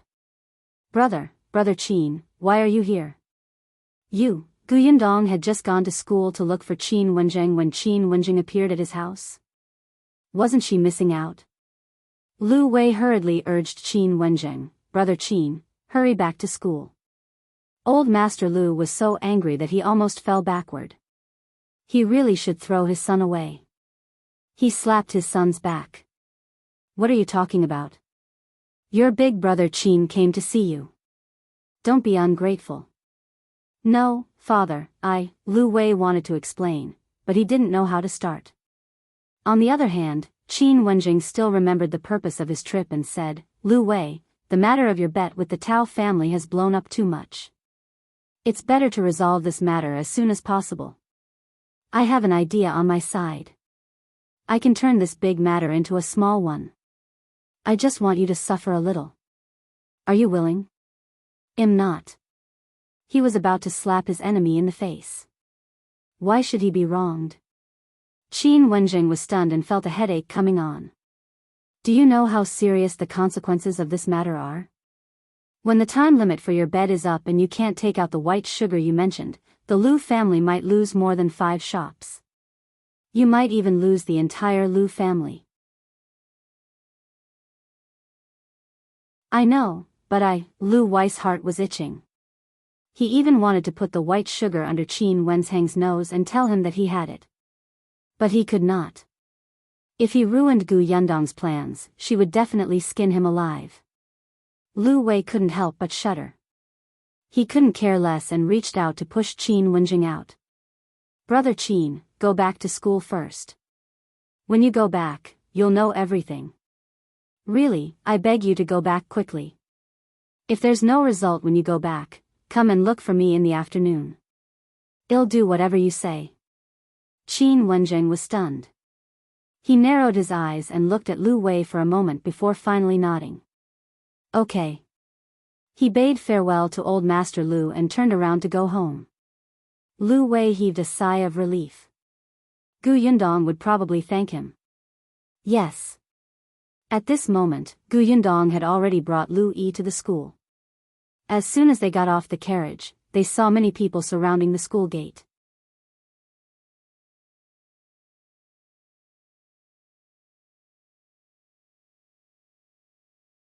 Chapter 168. Violent Gu Yundong asked Liu Yi to stand where he was, instructed the coachman to keep an eye on him, and squeezed into the crowd. The people outside were all people who lived nearby. All of them looked at the two parties who were confronting each other inside. One of them stood at the entrance of the school. There were 4 people. One was a young woman with a maidservant beside her. She was carrying a young girl in her arms. The last one was the gatekeeper that Gu Yundong had seen before. Standing opposite them was a middle-aged man who looked a little old. He was wearing a neat long robe and a square scarf. He looked like a scholar. There were 3 youths and 2 children standing beside him. It was obvious that they were coming aggressively. Gu Yundong frowned and asked the people around her what had happened. The onlookers at the side kindly explained to her, "These people are the teachers and students of our county's Dongyi Academy. I heard that yesterday, a few students of Dongyi Academy were discussing some knowledge loudly in the tea house. In the end, Master Qin was also in the tea house with his wife and daughter. When he heard the wrong knowledge they said, he pointed it out and corrected them. In the end, today, the teachers of their academy brought people up to argue that what Master Qin said was wrong." Gu Yundong had asked around before and knew that Dongyi Academy was the largest academy in Fengkai County other than the county school. The dean of the academy was a high scholar, and 5 of the students had elementary scholar titles. Compared to it, Qin Wenzhong's school was much weaker. Not to mention that it had only been open for a year or 2, even the students he had taken in were all children, and there were only a dozen of them. Not to mention elementary scholar, there was not even a preparation scholar. Moreover, Qin Wenjing was really low-key. Only people like the Liu family, the Peng family and the county magistrate knew his identity. For example, more than half of the families of the students in his school had only sent their children over when they heard that there was a school here. The teacher was kind and knowledgeable and the tuition was affordable. In Dongyi Academy, only the dean who was the high scholar knew who he was. However, this high scholar was already on the way to the capital for the examination because the new emperor had ascended the throne. Today, the person who had brought a few students to look for Qin Wenjing was just an ordinary teacher. Madame Gu, who was at the door, was also annoyed by these people, but she still said patiently, "My husband is not at home. If you have something to ask him, come another day." The teacher standing in front sneered when he heard this. "Not at home? I'm afraid he knows that he said something wrong yesterday and doesn't dare to come out, right? To think that he's still a teacher who teaches and educates people. He doesn't have literature in his heart, but he has to pretend to be knowledgeable. A person like him doesn't deserve to be a scholar at all. Teaching and educating people is misleading them. I think if he doesn't become a teacher, there's no need to open a school." Madame Guest's expression changed, but the students behind the master also echoed. Their words were each sharper than the other, and the onlookers began to whisper. This was clearly ruining her husband's reputation. Madame Gu couldn't help but take a step forward. "My husband doesn't have literature in his heart? What a joke. Why don't you go back and ask the dean of your academy if my husband is knowledgeable? Who doesn't know that our dean is not at the academy but has left for the capital for the examination? Don't talk about other stuff. We don't talk to a woman like you. Call Master Qin out. Don't hide inside and not make a sound." As the teacher spoke, he approached. Madame Gu could not help but take a small step back.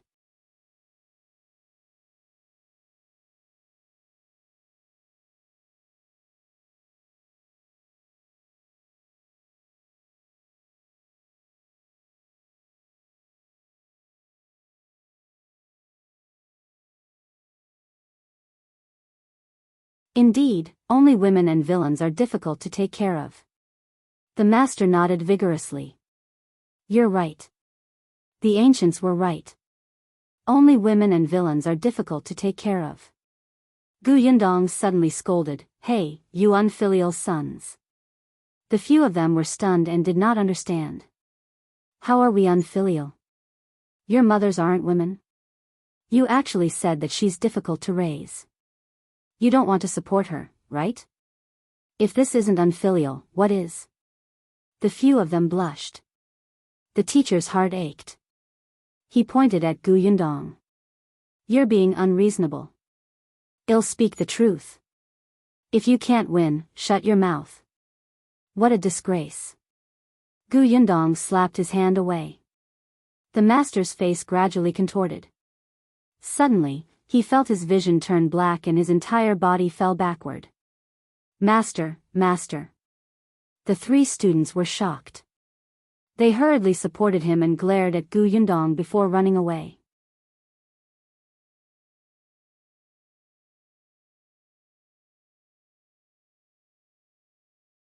Chapter 171, Becoming Famous in One Battle. Yundong scoffed. If you have the ability, come and find trouble with me. If you have the ability, don't pretend to be unconscious, coward. She turned around and swept her gaze across the crowd. Just now, these people were still making sarcastic remarks and pointing fingers at Madame Gu, but now, they looked at her and did not dare to say a word. Who would dare to come out? Didn't they see that she was so sharp-tongued that even a scholar fainted from her scolding? Is there anything else? Yundong asked. Everyone immediately shook their heads like rattle drums and waved their hands to deny it. No, no, no. Miss, what you said just now makes sense. It's those people. They don't have any rules. Ah, I remember that there's still porridge cooking at home. I have to leave quickly. I have to go back and wash my clothes too. It's rare for the sun to come out. As the voices fell, the crowded street instantly dispersed. Everyone fled quickly, as if someone was chasing them from behind. As soon as they left, they revealed Liu Yi and the coachman standing not far away. Yundong walked over. Liu Yi pursed his lips and looked serious, but his cheeks were red, as if he was a little agitated. Although he was standing outside the crowd and could not see what was happening inside, he could hear voices. Coupled with what the coachman had told him, Liu Yi roughly understood. He still had his hands behind his back as he sized up Yundong for a long time. Yes, she was indeed a woman, and she was quite good-looking. Liu Yi expressed his satisfaction. You helped my master's wife. You're not bad. You can be my brother's friend. After saying that, he strode towards the entrance of the academy. He first greeted Madame Gu, then brought Madame Guest's daughter, Xian'er, inside. Madame Gu stood there and waited for her. She only came over when she saw her carrying a small basket from the carriage. Yundong held Madame Guest's other side with her free hand and entered the school with the maidservant. Yes, she came in just like that. Madame Gu was very grateful to her. After she sat down in the room, she thanked her again. Thank you so much for today. If it weren't for you, I might have been injured and those people wouldn't have left so easily. Yundong put the basket aside and said, I thought my words were too sharp and rude just now, and Madame won't like me. Madame Gu was stunned for a moment before she laughed. What are you talking about? You were trying to help me. Am I such an ungrateful person? Besides, those people from Dongyi Academy are indeed detestable. I also want to scold them fiercely. But am not as eloquent as you. Yundong smiled. Qin Wenzheng's wife was easy to talk to. Madame Gu had sprained her ankle. Fortunately, it was not very serious.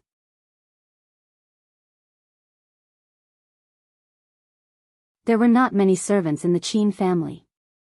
Other than the gatekeeper, there was also the butler, Madame Guest's maidservant, Qin Wen's servant, and an old woman at the stove. The servant followed Qin Wenjing to the Liu residence. The butler was also instructed to go out to do something.